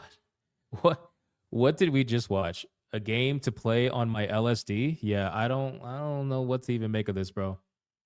This is a weird one. Anyway, combat, I don't think there is any. It looks more like an exploration puzzle style survival, not even a survival horror, just exploration puzzle, psychological horror kind of a thing. A game to play on shrooms. Bro, the game itself is on shrooms. So you being on shrooms while playing a shroomed out game is too much shrooms. All right, let me catch up on supers. We got, let me scroll down. Where we at? Adair Soto with a 2. Memorial correctly. Us Latinos does have big heads. Yeah, that's true. Latinos do have big heads. We got some big fucking heads, bro. That's true. That's true. But that's okay. It's a lot for us to think with. Jeremy Webb with a 5. Imagination is dead to this new age AAA developers. That is also true and quite sad. But I appreciate that, Jeremy Webb. He followed that up with another $100 Red Boy Hyper Bank. Here we go! Mucha lucha, mucha lucha. It's the way of life. Mucha lucha. Look at this fucking guy, bro. Look at this fucking guy. Jeremy Webb with a $100 Red Boy says, here is another Red Boy, but with a question. Okay, I like these. With Steam releasing a console of their own, do you think this will be their time to start creating their own games again? Make them like exclusives to the console, and Steam itself, maybe it would be a contender for the market. So no to both, okay? And the reason why is because, number one, I don't think they're trying to compete with the market at all. I think they're just trying to enrich their own ecosystem and give people who want to get into Steam an easy way in. They don't necessarily want their own portable system. It's not like, and this is what I tried to explain on SNH, and I don't think that people with more of a console background quite understand it. But I think what it is that it's not that they're trying to outwardly go after console players. I really don't think they are. There's no advertising. There's no nothing. They literally are not trying, right? The whole meme behind Steam wins without trying is a thing for a reason. It's because they don't try to get customers. The customers come to Steam, right? Steam has the biggest player base out of any of these people, aside from maybe Nintendo. But even so, Steam actually has a bigger user base than the Switch user base. Now, if you look at Nintendo's overall user base, maybe that's not the case. But if you're looking at just the Switch, Steam is bigger. Steam is bigger than PlayStation. Steam is bigger than Xbox. Steam is bigger than Nintendo. So they're not trying to go out there and steal the console gamer necessarily. What they're trying to do is offer people that probably have bad PCs, right? Like really bad PCs that only buy super casual, cozy video games that require minimal to, no processing power in order to play. They're offering the Steam machine as a means for someone to upgrade because according to their analytics, the Steam machine is stronger than 70% of the people that use Steam right now, right? So I think that's what they're doing. They're trying to enrich their own ecosystem with all of these new products. And that was the whole purpose of the Steam Deck. People are like, oh, the Steam Deck was meant to compete with the Switch. No, it's not. The Steam Deck will never in its life compete with the Switch. The Steam Deck was just a way to get people to buy more games because now they could play them portably instead of having to go to their PC to do it, right? And this is all it's about. They're a software company first, and that's what they care about. Enriching the ability for you to be able to access their software with little to no impedance whatsoever. That's all it is. That's all Steam is ever trying to do whenever they release hardware. Now, in terms of exclusives, I don't think they're going to play that game either, right? Steam has been anti-exclusive for a long time now because even their other video games that used to be supposedly exclusive to Steam, they ended up releasing on console at some point, right? So they don't have problems sharing out their software to other systems. I don't think they're trying to play the exclusive game. That's what Epic Games is doing, and they're not doing too well. So I think that's why I say no to both. I think what it is that they might try to shadow drop a game that people might be looking forward to with their system. People are coping hard and they're like, oh, maybe they'll drop Half-Life 3 with the Steam machine. First off, that would be insane. Second off, I don't think that's gonna happen. That's just us coping, wanting Half-Life 3. And that's just that's just me, being honest with you about that. But Jeremy Webb, I appreciate you, my guy. What clip am I playing? Let me know in the chat, man. Let me know. Flip Shazam with an 8 months says, well, the Cardiac Bears season is over, and I can relax. And fuck the Rams. Also, what I missed, how's everyone doing? Anyone finger the fire horse? I didn't figure the fire horse. Maybe Old Man Cat did, but I didn't do it. Speedy Cake with a 2. Don't forget Starship Troopers, UBW. Shout out to Speedy Cake. I appreciate that, man. Thank you so much. Did you want me to show it on the Indie Showcase? I wasn't going to show it. I was going to check it out myself, but I appreciate it. Mr. Melancholy says Half-Life 3 is as mythical as Bigfoot. That is true. That is true. Okay, let's get into... I want to play a clip for Jeremy Webb, and then we can continue. But I don't think he's telling me what clip he wants. What clip do you want, Jeremy Webb? What are we doing? Oh, Warhammer Girls. Okay, I'm sorry. I'm blind, bro. Holy shit. All right, Jeremy Webb, Warhammer Girls. You got it. I appreciate you, my guy. Fucking legend. All right, boys, we have another Red Boy Hyper Banger. Let's bring the ladies in.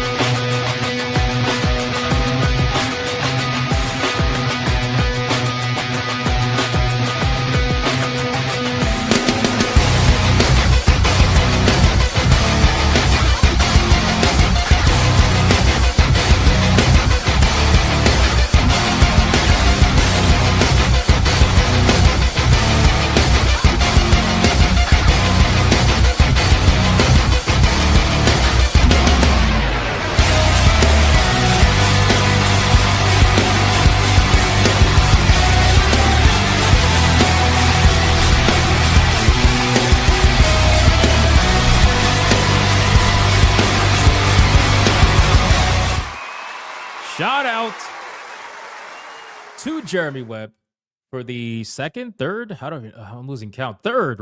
This is the third Red Boy Hyper Banger of the night. Thank you, Jeremy Webb. I appreciate that, man. That is fucking awesome. Okay, now let's get into the content. We got more that we got to go over. The Indie Showcase is over. I decided not to show the other one I had because it's a typing game, and nobody's gonna care. All right, let's get into a couple of fast topics. So apparently, let's cover this one first. Okay, ZeniMax. If you guys remember ZeniMax, right?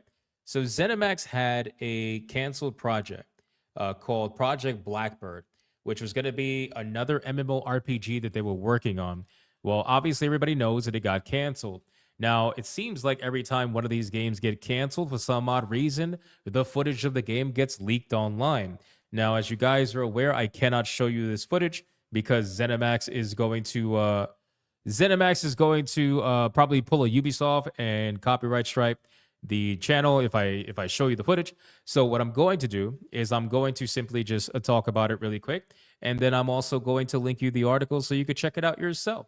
So it's only about 2 minutes of in-engine footage from ZeniMax Online Studios' canceled Project Blackbird, and the footage, which Inside Your Gaming can verify is legitimate, was used internally at ZeniMax to showcase the game's lighting in Unreal Engine 4. It's not even Unreal Engine 5.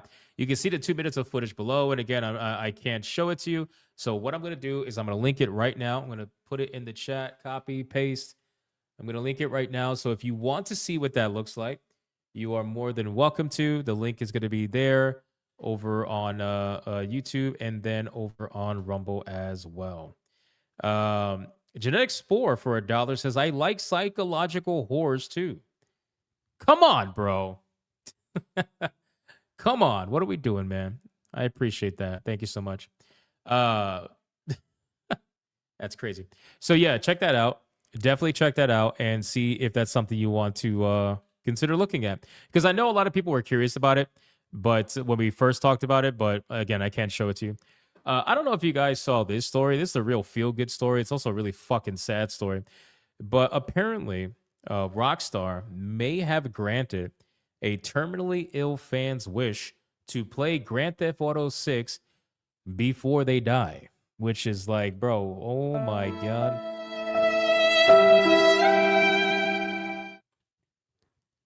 Crazy. Sad story.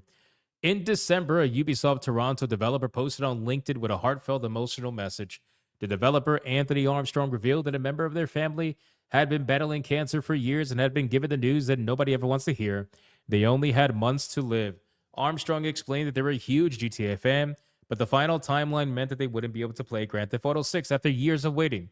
It was recently confirmed by Armstrong that they finally managed to talk with Rockstar Games and that they received great news and issued thanks to the developer themselves. So I don't think that Rockstar is going to be able to publicly say that they allowed this kid or guy to play the game early. Maybe for legal reasons or whatever. I really don't know. But they said they received good news and then they kind of dropped it from there. So chances are he probably got to play some sort of like internal demo or something like that. So, I mean, listen, it's a good thing, but it's also very sad, just for the circumstances that are surrounding it. But I saw this story and yeah. The post on Anthony Armstrong's LinkedIn page was deleted after final adjustments were made, keeping followers updated about the situation. It had been theorized that this was due to some kind of legal requirement, given that the post almost confirmed that the family member would get hands on GTA 6 early. Yeah, that's what I'm thinking. And it's so sad that you have to like dance around legality when you're just trying to, grant the wish of someone who's literally fucking dying. It's like, what are we doing? But in any case, it looks like he's gonna get what he wants, and that's great. That's a good thing. So hopefully Rockstar lets him see Grand Theft Auto 6 early on, but still, that's fucking sad, man. I absolutely understand the need for secrecy at this point of development, so at the very least, an NDA is probably needed. Yeah, I would imagine. Can you imagine having a dying person sign an NDA? It's crazy shit, man. But again, it is what it is. I get it. These companies got to protect themselves. I totally understand. All right, let's get to the next topic. This is one of the main topics today. Okay, so let's talk about New World. So New World is an MMORPG that I have some history with, and I know a lot of you guys in the chat have some history with as well. New World was a game that, truthfully, I feel like should have been the next big thing. I really do. And I'm not alone. If you look at the numbers from New World and see how it performed on Steam, it's astronomical. It's insane. New World sold so many copies and had such a massive player base that they really dropped the ball. Amazon dropped the ball so hard on New World that it's not even funny. And it's sad, right? So New World is scheduled to be decommissioned this year, right? And as the game is getting ready to die, well, apparently Facepunch Studios COO says that he will buy New World for $25 million and that he might not be joking after all. He says, we're always looking for new opportunities and we are open to all avenues. Now, this is his second offer. And I don't know if he's being legit or not. I don't know if he's trolling or whatever.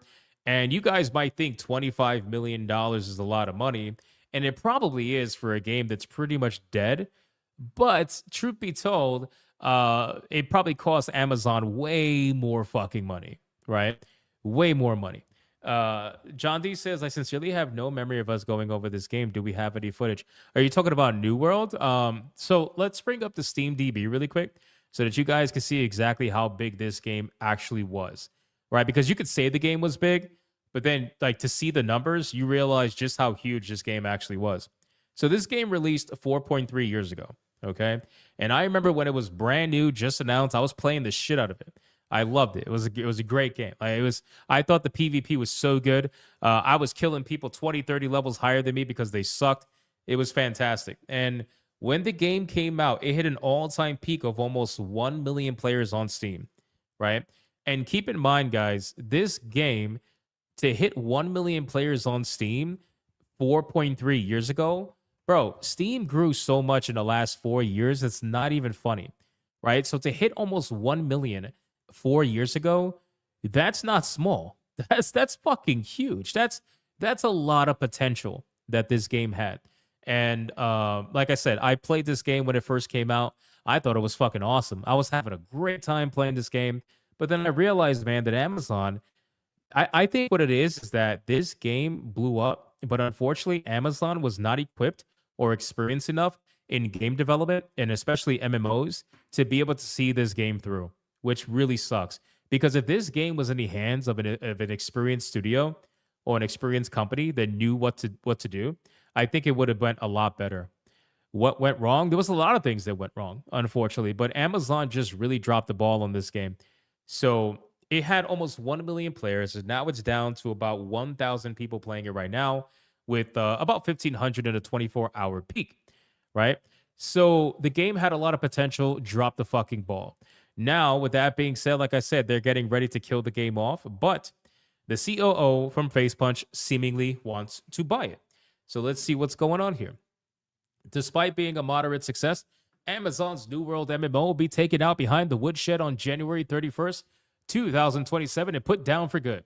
But FacePunch Studios' Chief Operating Officer Alistair McFarlane says that games should never die and has thus made an offer to buy it. And a couple of other well-known industry figures have said that they're willing to help. So there's a lot of, you know what's sad, man? You'll get all this support for a game only when it's too late, right? When the game's about to die. Look at what happened to Hytale, right? Hytale's a prime example of this. Hytale had so much support. Hytale had a trailer that was like tens of millions of views, like insane, like 60, 70 million views for a fucking trailer. A lot of people were hyped about the game, but then the game ends up getting canceled by Riot Games. Like it gets completely killed because they didn't see any like internal support or any faith for it, so it gets killed. And then nobody cared to even talk about Hytale until they brought it up again when they were trying to buy it from Riot Games. It's the same thing that happens here. Now Hytale is doing very good right now, so maybe we can have ourselves another successful comeback story where Hytale is one of the first ones, which has like over 1 million people buying the game already and playing it. So maybe New World can see a resurgence if it's bought by other people, if it's bought by a different team of people, right? And unfortunately, it always takes until the game is dying before people are willing to try to support it in a way like this. But FacePunch Studios' Chief Operating Officer wants it. He says games should never die. And he says first things first, or they say first things first. I don't know if this is a serious offer. It sounds like it isn't, but also like it could be, or at the very least that it might be one of those situations that starts as a joke, but then spirals into an actual thing. Listen, I don't think it's a fucking joke, dude. The guy's offering $25 billion on social media on his main account. I don't think it's a joke at all. Not the most ironclad lawyers and contracts offer, no, but it did attract attention for some interesting quarters. I'll go half with you if we release the original New World Alpha as a separate game mode. Pocket Pair Communications Director and Publishing Manager John Buckley wrote in a response to McFarlane's message. Oh, I didn't even see that Bucky got in on this. Wait. So Power World's Bucky's getting in on this too? Oh shit. And they got the money. Oh boy, they got the money, bro. They will absolutely do this. They could spend $25 million themselves. Bro, that's crazy. If he's getting in on this, that's going to be great. If you need any tips about buying canceled games, let me know. Oh, from Hytale. That's so funny. Simon from Hytale. Simon, who seemingly rescued Hytale from cancellation oblivion, also chimed in. If you need tips about buying canceled games, let me know. That's fucking hilarious, dude. So listen, at this point, I think that there's enough serious people that are involved in this that we might see somebody come in and save New World. As crazy as that sounds, especially considering it's an MMORPG, I think you might have something here. Yeah, that escalated matters. Yeah, I agree. I think it absolutely did. I think we're going to see the Avengers come in and try to save the day for New World. So we'll see what ends up happening with this game. But as of right now, it is still scheduled to die next year in January, and we kind of have to just wait and see. So let me X this out. Expedition 33 continues to win. I don't know if you guys saw this, but Expedition 33 continues to sweep every single Game Awards show possible, where apparently now it's got 8 out of the 9 nominations at the GDCA. You're probably saying, what the fuck is the GDCA? Well, that is the Game Developer Choice Awards, and it was nominated for 8 of the 9 possible awards that it could possibly be nominated in. And keep in mind, this is after the drama with AI. This is after the cancellation attempts by the gaming media. This is after all of that, and yet they're still getting nominated, and they're probably still going to end up winning.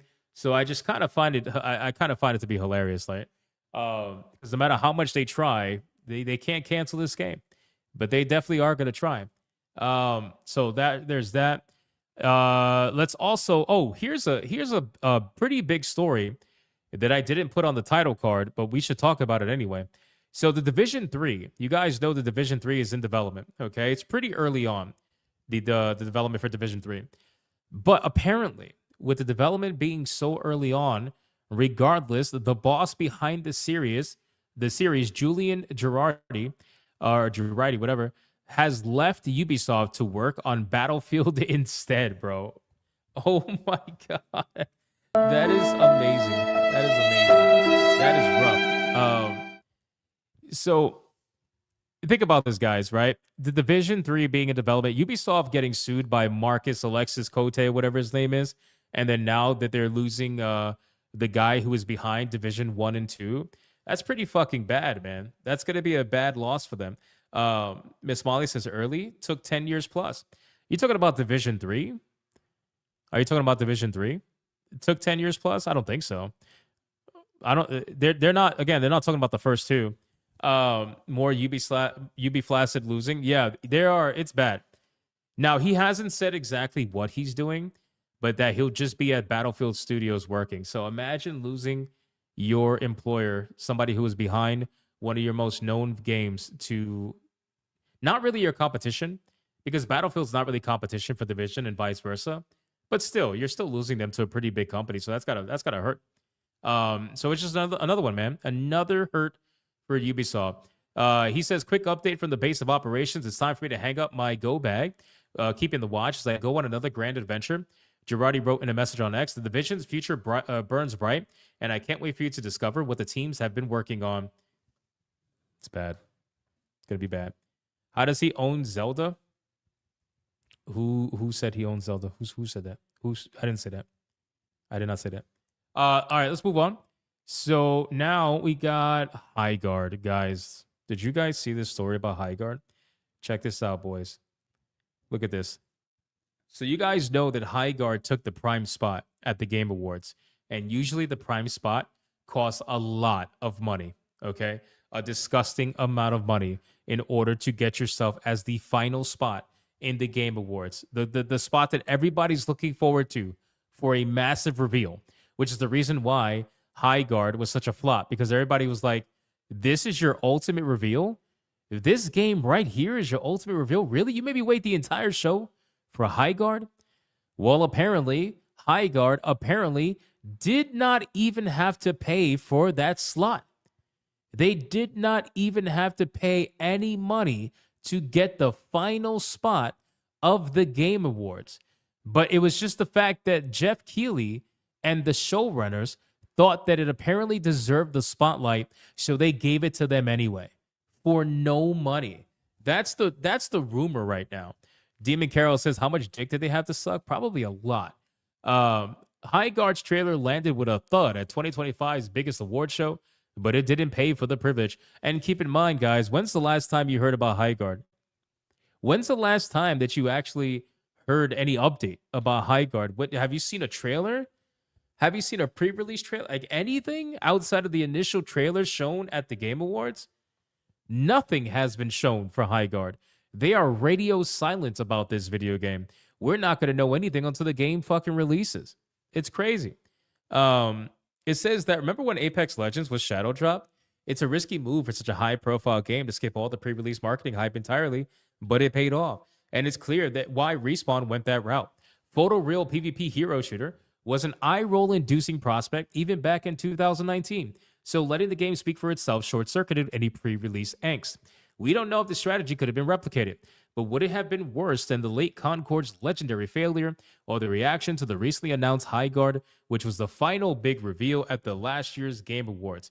Viewers expecting something like 2023's Monster Hunter Wilds reveal or the 1-2 Matrix and Unreal Engine 5 tech demo and Matrix 4 trailer in 21 have been taking out their frustrations on Highguard, saying that it has Concord vibes, which I saw you guys saying that literally in the chat too, by the way, which is hilarious. So again, the fact that they didn't pay for this spot is crazy because it says that no money has changed hands for Highguard to get the catbird seat. A report from Forbes confirmed that it didn't pay for the spot at all, despite other developers paying six-figure sums just to get 60 seconds of a trailer into the show. Forbes explained that reportedly showrunner Jeff Keighley just really liked the game and offered it to them. Bro, this fucking retard, bro. He offered, you know what he did? Here's what, in my opinion, what Jeff Keighley did. Okay, in my opinion, Jeff Keighley saw the game and he's like, you know what? Okay, we're gonna give it to you for free, right? But as we all know, nothing's for free. So he gave up this trailer spot for free, knowing how much money he could have made on that. And I guarantee you, he took that amount, divided it amongst every single other developer, and made sure that he charged them that amount. Whatever that amount was, right? So if you're talking about, you know, $200,000, $300,000, $400,000, I guarantee you he took that $400,000, divided it amongst all the developers in the show, and added it to their pay, like what they had to pay in order to get their fucking trailer up there. Because there's no way he's giving his final spot away for free unless he's making that money somewhere else. It just would not make any sense, bro. I know Jeff Keighley's rich, but like, god damn, you're not stupid, you know? Because especially if word got out about this being free, which it did, that's probably going to be a little bit bad because then they're going to claim favoritism, right? You're going to have developers that are going to say, well, why am I paying you $100,000 if you're letting these guys get the final spot, which you should be charging like 500 grand for? Why am I going to pay you $100,000 if you're giving away spots for free? Give it to me for free too, you know? So I don't know. I just think that this is a really bad move. But regardless, I mean, it's his show. He can do what he wants to do, and I'm sure he'll be fine. So let's X out of this, and let's go to Netflix. Okay, so I saw this, bro. I saw this on Twitter, and dude, I saw all the Nintendo fans that are looking forward to this movie. They were like this, bro.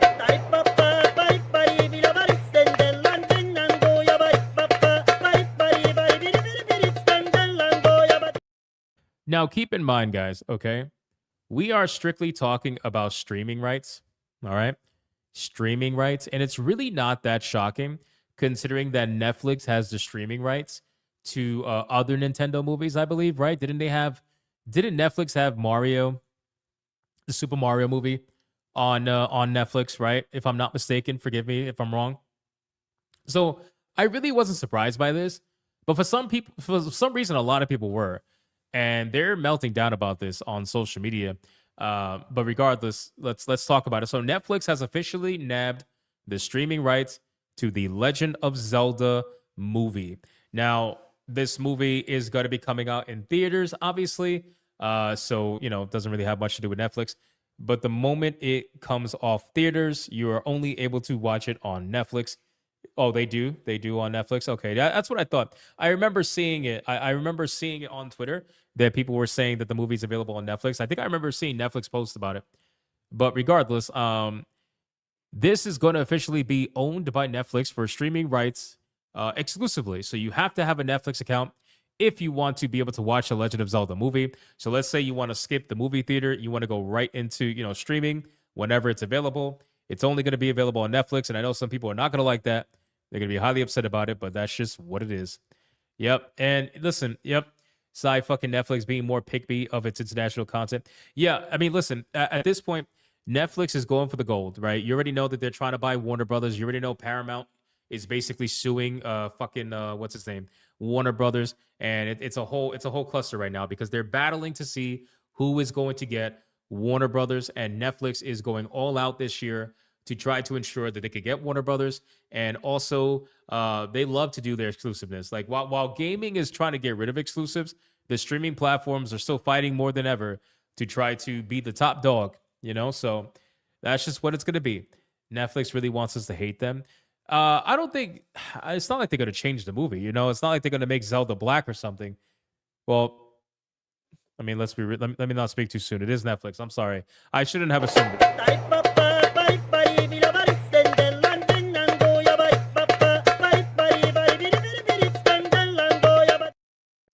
It's a bad assumption. Netflix will turn Pikachu black at this point, to be fair. You think Netflix might change it? Maybe. Who knows? But no, I don't think seriously, I don't think they're gonna change it at all. It's just streaming because Nintendo at the end of the day is not gonna let them fuck with it. Right? Nintendo loves to protect their IPs.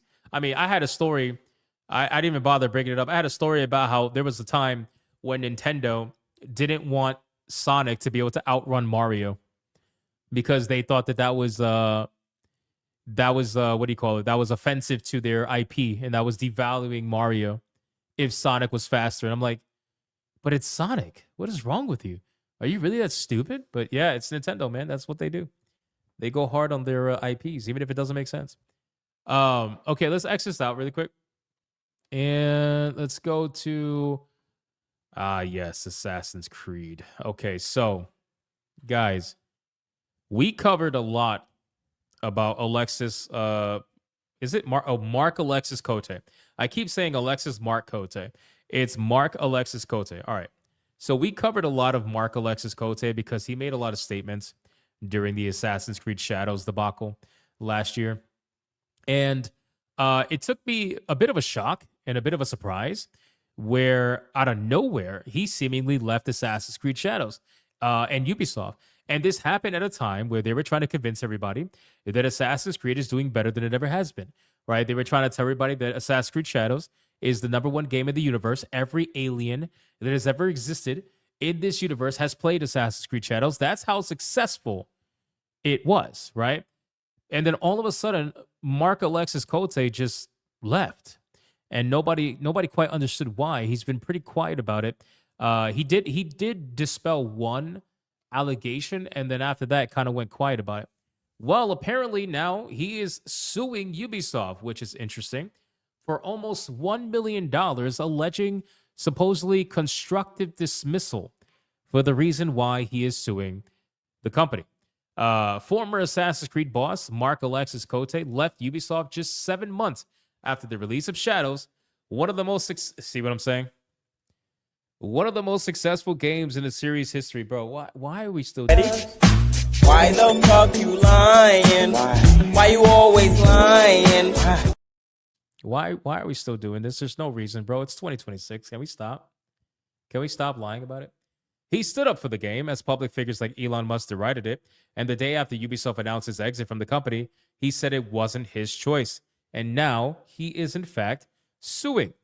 It says when he originally spoke on the issue last October, he said on LinkedIn he was offered a role at the nascent Vantage Studios, but that it did not carry the same scope, mandate, or continuity with the work that I have been entrusted with in recent years. So what it really means is that Ubisoft gave him an ultimatum, and they said, we can fire you right now, or you can take a lower position. We're going to demote you, and you could keep your job at a lower pay, and it'll be fine. The choice is yours. And this guy probably got super offended. He's like, I'm not going to take a job lower than what I'm at right now. Why would I do that? And to be fair, a lot of people wouldn't do that, right? So that seems to be the case. But let's continue. So it was evident back then that he was not enthusiastic about leaving. And he said, I came to see myself as the captain of the Assassin's Creed ship. Someone who leaves only once every soul on board is safe. And that is exactly what I've done for as long as I could. On Friday, Radio Canada reported that a lawsuit was filed in the Superior Court of Quebec, claiming $1.3 million in damages, just under $1 million in U.S. currency, including 2 years' salary and $75,000 in moral damages. Wow. What the fuck, bro? Moral damages? The lawsuit argues, obtained via machine translation, that Mr. Cote's influence would have crumbled since the creation of Vantage Studios, which took charge of the Assassin's Creed series. He who until then had received his orders directly from the CEO himself at Ubisoft. In other words, he was made to be head of production, who would have answered to the head of franchise, a position that oversees development of Rainbow Six, Far Cry, and Assassin's Creed. Cote wasn't considered for the head of franchise role, as it was based in France rather than Quebec. So he felt his only options were the apparent demotion or unwilling resignation. So that's literally what I said. Why am I not surprised? That's literally what I said. It says Radio Canada's report states that Cote considered all the unacceptable and constituted constructive dismissal, which, if you're unaware, is when a resignation is considered involuntary because working conditions become hostile. Moral damages. You guys don't know what moral damages is? Good, neither do I. Emotional damage. Yeah, I don't know, maybe one of those things. So he's been consistent on that October when he wrote, I did not walk away. I stayed at my post until Ubisoft asked me to step aside on LinkedIn. Cote had worked on the series since 2010 during the development of Assassin's Creed Brotherhood. I mean, listen, at this point, I don't know what the $1.3 million in damages is from or for. I have no idea. It seems like a lot of money. And I mean, also wanting 2 years salary, bro. Like what? So you want $1.3 million. Actually, really, you want $1 million. You want $1 million, and then you want 2 years paid salary, and then you also want $75,000 in moral damages, right? So how much money exactly are you trying to get out of this fucking lawsuit? It's so insane. That is a fuck ton of money. And I guess they're probably, dividing and conquering, hoping that they could at least get, some of the money instead of all the money. But yeah, I think at this point, whenever we see a high profile lawsuit like this is almost guaranteed to settle out of court. These companies are not going to go into a courtroom. Ubisoft is going to sit him down and they're going to be like, listen, what do you want to just shut the fuck up? That's basically it. What do you want to shut the fuck up? Like, what do you want? $1 million shut up? You want $2 million shut up? Like, what do you want to shut the fuck up and leave us alone? That's basically it. So again, we will see. We will follow up on this and see what happens. But if you are, holding your breath for some sort of like, I don't know, fucking trial or something, you're probably not going to get it. Most likely with this. The more he wins, the more the lawyers get. Yeah, I mean, exactly. I totally get that. I understand that. I 100% get that. But I mean, damn. The moral damages seem to line up with how much his lawyers cost. Strange. Interesting how that works. Kind of like what Weenie for Sweetie said. Interesting, right? Now, I've disagreed with Marcus Cote in the past. He has said some really stupid shit regarding Assassin's Creed as a whole, especially Assassin's Creed Shadows. I mean, I'm pretty sure he was the guy that admitted that Assassin's Creed Shadows had a team of people working on it who over 50% of them never worked on a video game before. Ever. Like, I'm not talking about never worked on an Assassin's Creed game. I'm talking about never worked on a video game ever. That was over half of their team, right? So that's pretty insane, number one. Also, number two, he said some other wild shit, obviously, regarding like DEI and all that nonsense that people were like, well, that's kind of gay. Nobody cares about that. But overall, if he was forcibly removed, I kind of feel like it had to do with the performance of this game. Right? Am I crazy for thinking that? The person who was in charge of Assassin's Creed Shadows is now suddenly being forced to get demoted after supposedly the most successful game like ever in the history of video games. Now, all of a sudden, they're like, yeah, well, you could either take the lower position or you could get to stepping. It's just, does anybody else think that's insane timing? Right? Because otherwise, like, is this really a successful game? They're trying to get rid of this guy for a reason. So clearly, I don't think they thought that he, made Shadows up to what it should have been. Most usually are. Yeah, I don't know. This is a strange one, to be honest with you. But at this point, it is what it is. So we're going to follow up with the story. We're going to see what happens from this.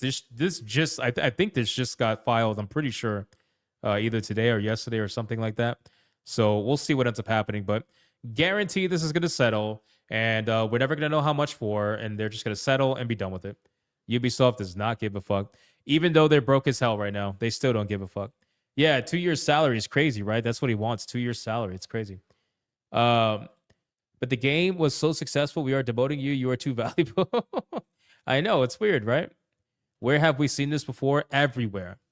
Everywhere. So many studios have gone through the same exact thing. They're like, we have the most #1 successful video game ever, but we're laying everybody off because of reasons. It's like, oh, okay. Well, that kind of just doesn't add up, right?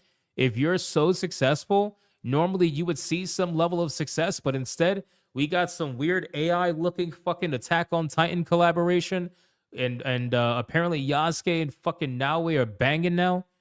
It's like, where did all that come from? Hey, let's catch up on supers really quick. We got This Legend of Dare Soto with a 10. I know we don't care about these people from Ubisoft, but at the end of the day, the real cost of all of this started from the Guillemot family CEO making them lose their jobs and lying to their investors. I think that Ubisoft is probably the most egregious when it comes to trying to deflect and potentially lie to their investors, right? Because it's not technically lying if you're telling the truth. But again, what it is about framing the truth. They are framing it in a way that makes it seem like their games are so much more, so much more successful than they actually are. And they even did it with Star Wars Outlaws for the longest time until eventually they just have to admit it, like, bro, the game fucking flopped, dude. The game flopped, right? It is what it is. The game flopped. You guys paid an ungodly amount of money for the Star Wars brand, and the game flopped. It is what it is. You just kind of have to move on. But they'll go down with the ship for as long as they possibly can until they just can't do it anymore. So they've done it before, and they're doing it again with this. So otherwise, there's no reason to demote him, especially if he was doing supposedly amazing work. So something had to give there. Okay. Let me X out of that really quick. I want to cover one more thing, just kind of like a quick story. Highly successful. I can't wait to play this game personally. I know I have it. I just haven't played it because I don't want to play early access. But the Diablo-like No Rest for the Wicked, we've talked about a couple of times on this stream. And apparently it has officially sold over 1 million copies. And now they're coming with co-op for the game next week. This is pretty big news, right? Because the developer behind No Rest for the Wicked is constantly fighting with people from Diablo. Like, constantly, bro. I think Thomas Mahler is the one who is behind this game. And they just are constantly fighting with Diablo representatives over on X. And it's because, like, they're trying to shit on this game. Like, the people who are either behind Diablo or were formerly behind Diablo are trying to shit on this game or shit on this person, and they go back and forth. Let's play this trailer because this trailer is a new trailer that is focused on co-op. So let's see if it's any good. Here we go. Blood, violence, and gore. Okay, here we go.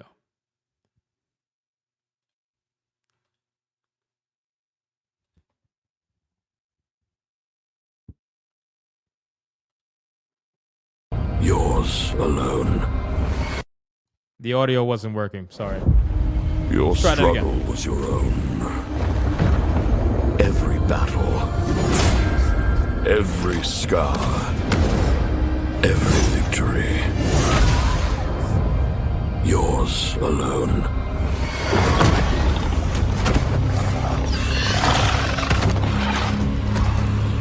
Now, you will stand together.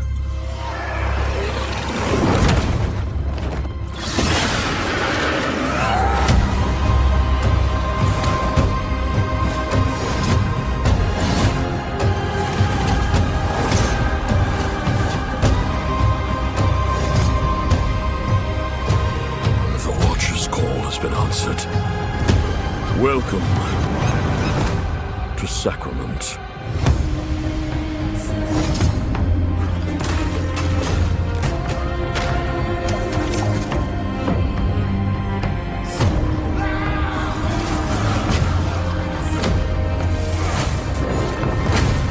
By the time we breach Sacrament's gates, will anyone be left inside?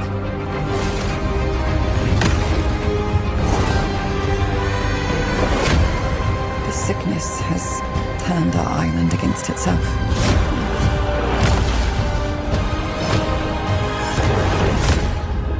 History has called upon us.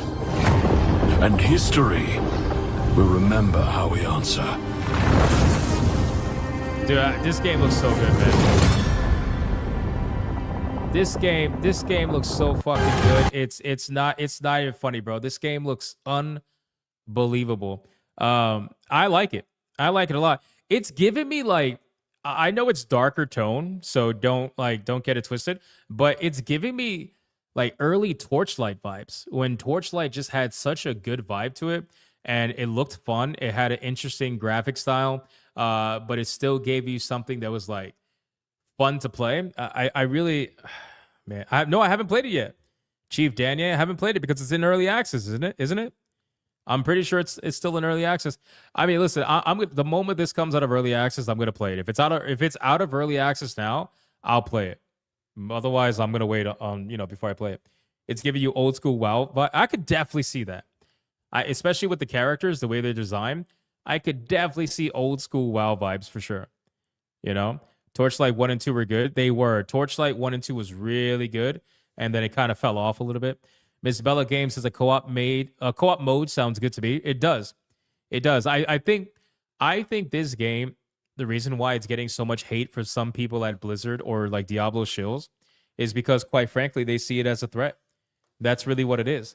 If a game I don't want to call it small because Moon Studios is not like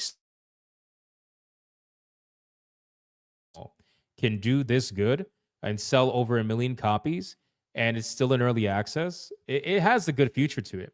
And if they're listening to fans, which it seems like they are, and they're adding features that people say they want, I think that this game is going to be a banger when it releases. I really do. When it officially releases, I think this is going to be one of the better ARPGs by far. Just from the way the combat looks, the gear system, everything. I think this is going to be a really good game. Yeah, 100% they feel threatened, which is crazy, bro. It's like, how do you feel threatened? You have all the nostalgia behind you from Blizzard and Diablo. Like, how do you feel threatened? Like, shut the fuck up. Just work on making a better game. But no, people, of course, are gonna do what they're gonna do. Hypno, will you play the indie Viking game Oh the Blood that you showed a time ago? I'm getting worried. February 3rd it releases, but we still don't know much about how much it's going to be. I mean, it might be like other indie games. It seems like a lot of these games are not even showing their prices until the day before or the day of, which is crazy, by the way. I feel like that is... I understand that's probably like FOMO marketing to an extent, but I don't know, man. I think that they should have their pricing available as soon as possible, not wait until the fucking day the game releases to tell people what the price is. So, but no, overall, I think this game looks solid, and I can't wait to play it. I really can't. I just don't like playing early access games, personally. So, Diablo might get dethroned by this due to Blizzard's mistakes. Oh, Blizzard is retarded. What can I really say? They're retarded. They're so busy replacing their female paintings with fruit because, they don't want to offend anybody. It's so stupid. All of it is stupid. All right, let's X out of that. That's pretty much everything I got, guys, for topics. I hope all of you enjoyed what you saw. It was awesome. Grand old time. Let's catch up on any super chats we might have missed. I'm going to check Rumble really quick to make sure I didn't miss anything over there. D-Draconic dropping a membership over on Rumble. I appreciate that, bro. Shout out to D-Draconic. Thank you so much. So I got to be real with you guys. I did not set up the waifu battle today. I definitely can because I had the waifu planned, the planned waifu winner. So I definitely can. If you guys give me a couple seconds, I could definitely do it. So you know what I'll do here? I'm going to play, because there's so many of you in here right now, and most of you are not here at the beginning of the stream. I'm going to play the intro since you guys always miss it. And at the end of it, we're going to have a waifu battle set up, and then let's have some fun. So I'll be back.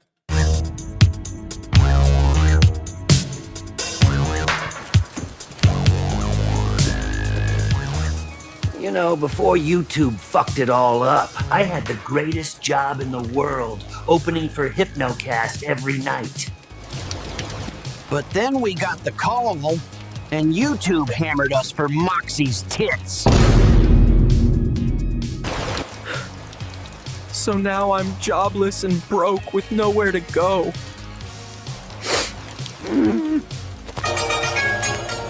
Your phone ringing. Oh, Your the phone ringing. is ringing. Big boy, come pick up your phone. How you know pick up your phone? Hello, this is the Gopher. Who is it? Hello, Gopher. The time is now. Hypnocast Season 3 is here, and we want you back. Holy shit, boys, we are back in business. That son of a bitch is gonna scream any minute now. Let the show begin. 10, 9, 8, 7, 6, 5, 4, 3, 2, 1, 0.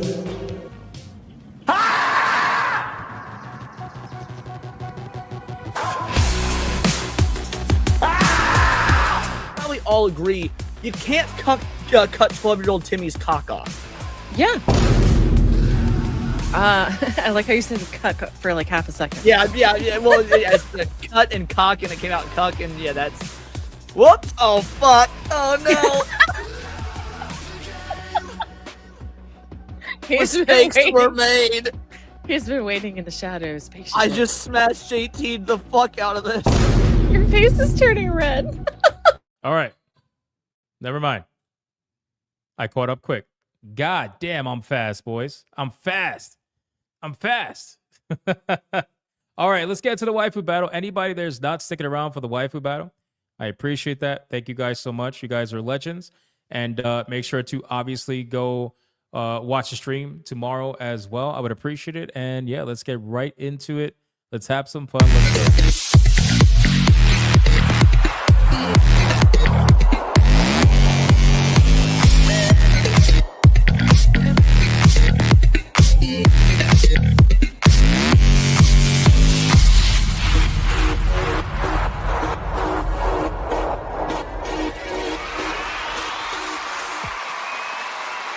All right, boys.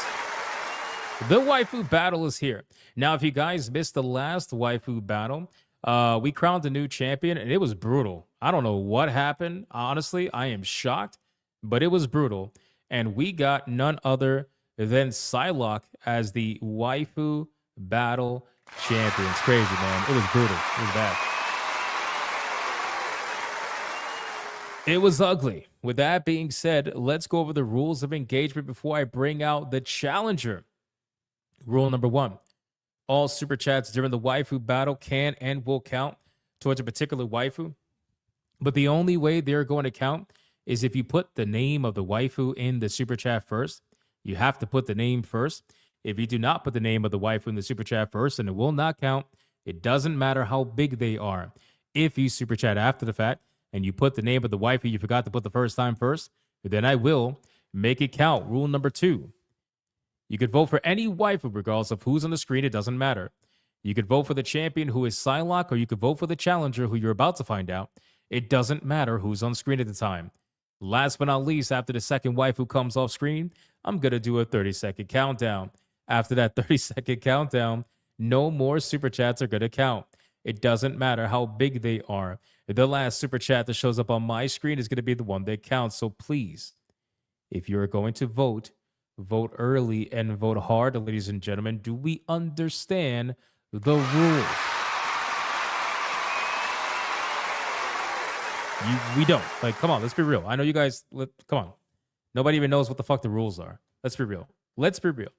All right, boys, listen. Today's challenger is going to be in honor of the upcoming release of Resident Evil Requiem, ladies and gentlemen. And no, it's not going to be Grace. It is not going to be Grace. But it is going to be a favorite amongst the Resident Evil franchise. And let's see if she can take down Psylocke after that insane performance that Psylocke did the other day, which I'm still very shocked by.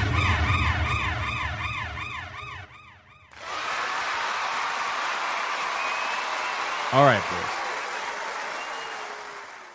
The challenger that is going to go up against Psylocke is going to be none other than the one and the only Ada Wong from Resident Evil. Ladies and gentlemen, let's start the clock and let's see who is going to win.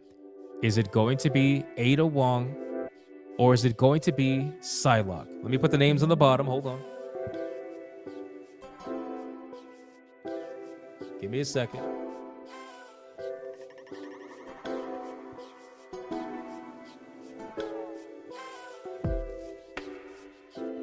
There we go. I thought I had it saved already. I guess I didn't. Ada Wong versus Psylocke. The names are on the bottom. Let your votes be heard. No, she Ada Wong. No, she Ada Wong. She Ada Wong Wong.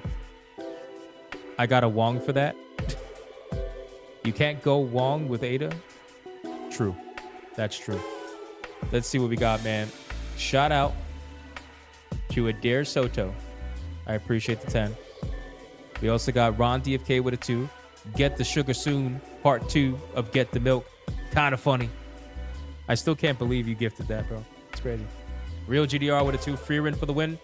Stop it, bro. Stop it.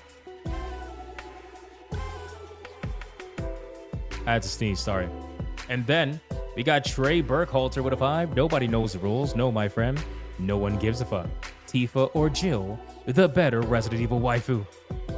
Come on, bro. Trey, you really don't like Ada Wong? Are you trying to seriously convince me that you don't like fucking Ada Wong? Does anybody believe Trey when he says that he doesn't? Come on, bro. Come on, bro. I don't believe that at all. We got D Draconic gifting another membership over on Rumble. Thank you, my good man. We got Dead Ice Lock for a 2 saying Claire. This motherfucker said Claire, bro. He said Claire.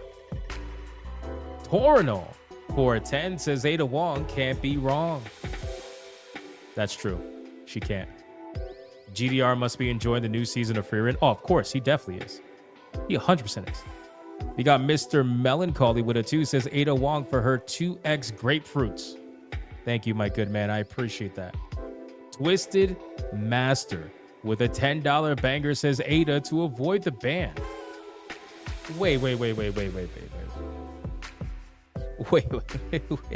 Hold on.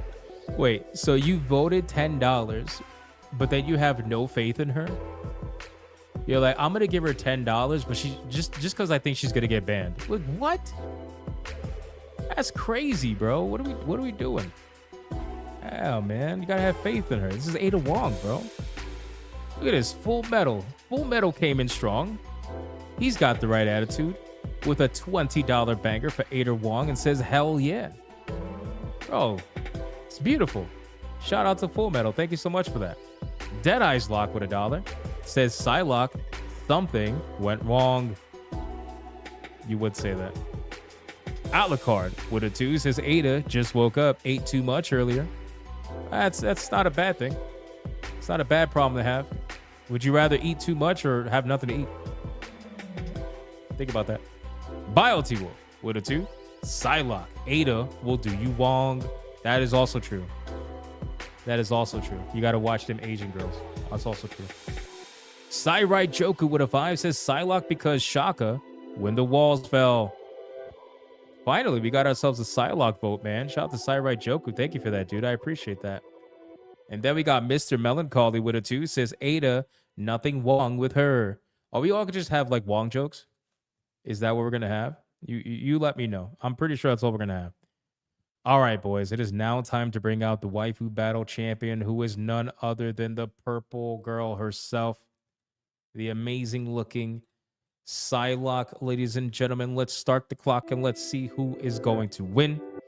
Is it going to be Psylocke, or is it going to be none other than Ada Wong?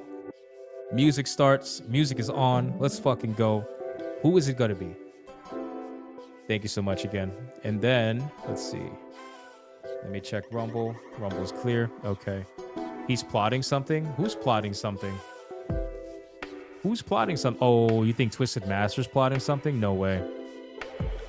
I don't think so. I think Twisted Master's going to behave today. He usually only plots something when other people plot something.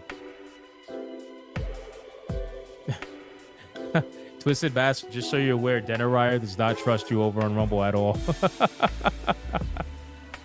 He does not trust you on Rumble at all. This is great. This is so great. The Waifu Battle removes all trust. It's pretty funny. Justice for Akino? I don't know about that. Twisted Master promises no tricks. He said it. No tricks. It's in the name. It's not in the name. It's not. It doesn't say Trick Master. It says Twisted Master. It's not the same. You gotta trust him, man. Just trust him. It'll be okay. He's totally not gonna try to share a shot or anything like that. It'll be fine. Trust me. Deadariah said same shit. Deadariah wants to believe his own fucking his own story. Mommy, I need my bottles. Oh man. Psylocke, I think, is in ban territory right now, is she? She might be in ban territory. Let's see. Democulus says YouTube side wants Ada Wong banned from the Waifu Battle. Just saying. Well, that's not gonna happen. That's not gonna happen. T-Jab says at this point, Psylocke might get the ban. Yeah, that's what I just realized. She's what's she at, $5 right now? It's not looking good for Psylocke. That'll be crazy if she overperformed yesterday and then today she gets banned. How crazy would that be? Didn't Psylocke get her butt kicked by Emma Frost? Are you talking about in the Waifu Battle or in general? T-Jab says she currently has only $8. Oh, so it's $2 away. It's $2 away. It's fine.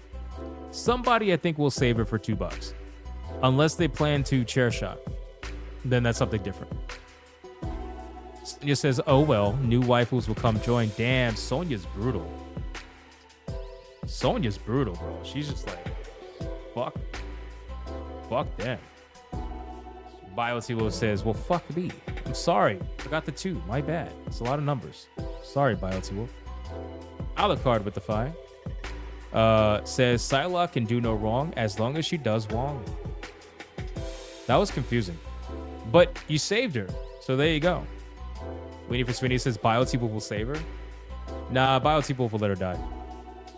Twisted Master with a 2. Psylocke. Avoid the ban. No tricks. You see? Twisted Master is voting to help these waifus. He's not tricking anything. Speedy Cake with a 5. Ada, even though you made the wrong choice by not using Frieren. Bro, everybody's obsessed with Frieren right now because of the new season. That's why. That's why. When will you bring the Gopher to SNH panel? I would have to find him first. He's a bit hard to find. He's too busy screaming. Psylocke with the 2. I'm sorry, BioTiwo with the 2 for Psylocke. 2 words, T-Virus and Ouroboros. That makes sense. All right, boys. Final countdown. Who is going to win? Psylocke is getting fucking felted right now. That's crazy considering how she did yesterday. 5, 4, 3, 2, 1, go.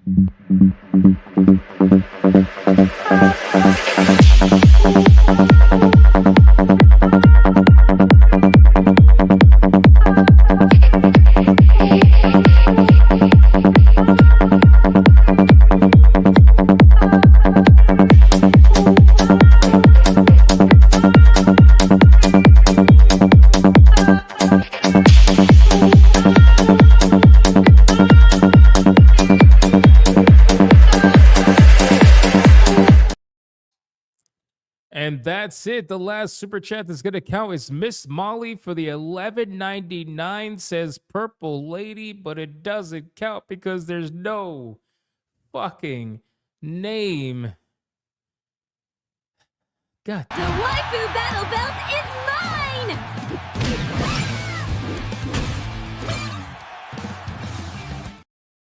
I think Miss Molly could have just flat out said, fuck the rules. She says, don't know her name. It's on the bottom. Miss Molly, it's scrolling on the bottom of the screen. Champion, Psylocke, Challenger, Ada Wong. I'm sorry. I appreciate you, though. Thank you, Miss Molly. You're a legend, regardless. And then we got Real Grey Ghost with a $20 chair shot for Psylocke because Olivia Munn cosplayed her. Ada Wong's recent VO did her dirty. That's true. Shout out to Real Grey Ghost. Thank you for the 20. I appreciate you, my man. All right, mods, let's count it up. Count it up, and let's see who won this waifu battle, ladies and gentlemen. Feed the ducks. Let's go. We haven't fed the ducks in forever. Feed the ducks, man. Let's go. Feed it. Feed it. You want us to read? Yes. Yes, I want. Look at this guy, bro. Trey Burkhalter. At least he's not trolling with a $100 Red Boy like usual. He waits like 10 minutes until the waifu battle's over, like well over, and then he'll donate like a Red Boy, and he'll be like, he'll vote for, you know, one of the waifus. It's insane. But for a 2, he says Psylocke. Thank you, Trey. The Joker, as always. I appreciate that, man. Absolute legend. Crazy. Crazy, crazy, crazy. Fallen Reborn says, oh, I'm feeding and reading.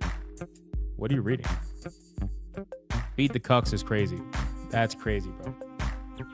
Which, by the way, shout out to Leon for his clip. He knew that was going to be a clip. Why am I still here? The question is, why does your profile picture look like rock shit? Like, I know it's rocks, but it also looks like Doo-Doo Brownie's profile picture, but with rocks. So it's like shit rocks? Is that what it is? It's like rocks that look like shit? Like, what's going on here? It's interesting. It's definitely interesting.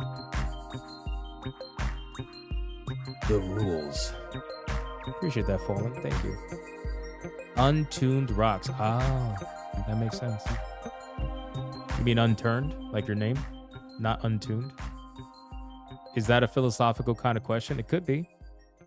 Depending on who's going to answer it, it could be. We still got to feed the ducks. We got to see who won this shit. Keep feeding the ducks. We got no red boys, so no red boy clips. We're hanging out, feeding the ducks today. Finally.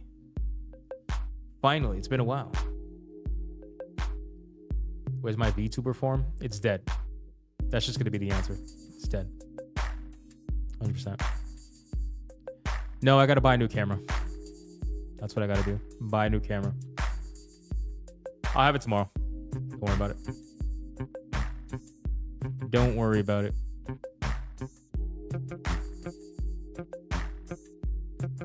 Untruned? Bro, why does this dog look so sad in the profile picture? What's going on there? Wait, the numbers are in. The numbers are in. Hold on. Oh my God, bro. This is insanity. This is insanity. We have now we're going back to like the realm of one-hit wonders. First, we had a waifu that just wouldn't give up. And now we have just a bunch of fucking one-hit wonders. Until eventually the chat determines another waifu that's going to be like the mega waifu. And then she's going to take over for like a month. Pretty much. Well, that's fine. Let's read it. We got Ada Wong at $49.34 against Psylocke at $37 flat, which means the winner and the new Waifu Battle champion is none other than the one and the only, and I'm totally not trying to stall for time to put the belt on Ada Wong. But it is none it is none other. Yes, you did miss the Waifu Battle. It is none other than the one and the only Ada Wong, ladies and gentlemen. Congratulations. I look forward to you losing tomorrow. That is crazy.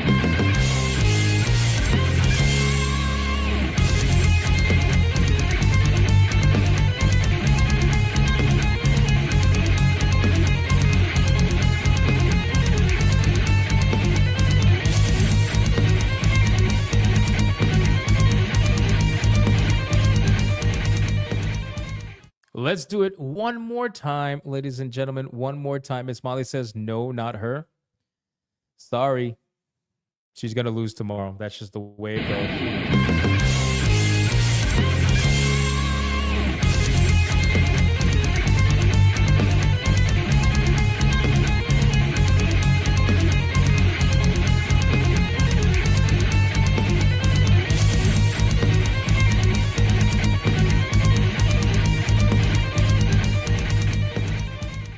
I don't think there's that much coping and seething, but there definitely is a little bit. There always is a little bit. You are coping and seething. You just can't accept what you're seeing. Yes, you're coping and seething. The truth it is scalding, and now you are molding and coping so hard.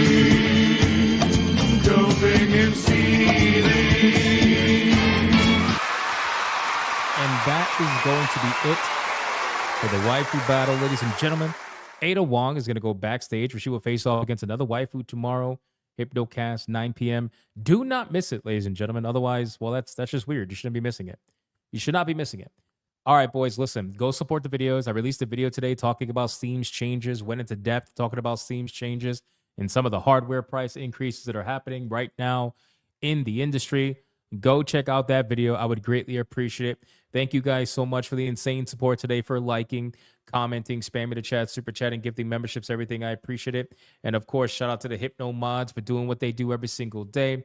I appreciate you guys as well. Stay to the end for the raid, and I will see you guys on the next one. Until then, go be bigots and go be gooners. Bye.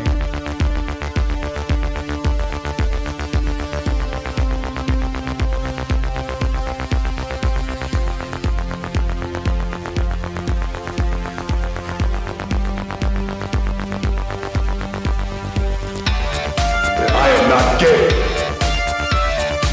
I have relationships with women and sex with men. And I got news for you. That means you're gay.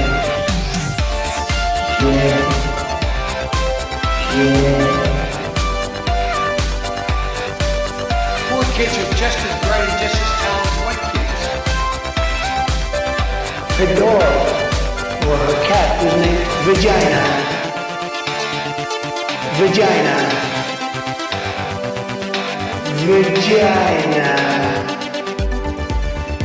Put a ticket in Maker Jack. Fuck Indiana Jones, put a ticket in Maker Lady Jack. Fuck Baby Jack, put a ticket in Maker Jack. It means put a chicken in a queenie and make her fucking Jack. Fucking pronouns! Fucking pronouns!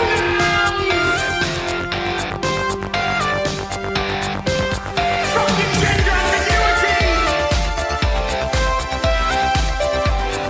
Fucking current day California shit!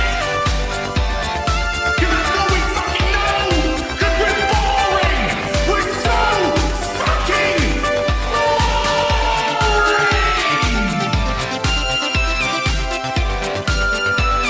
Twitter hole! Twitter hole! Get it right!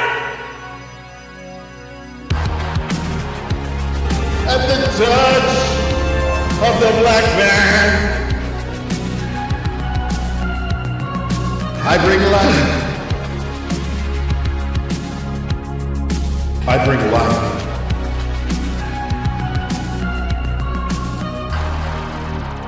I bring life.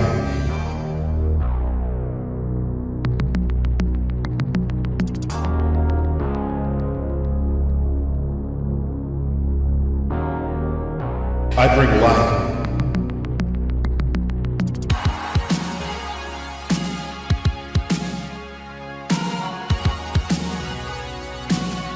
I bring life.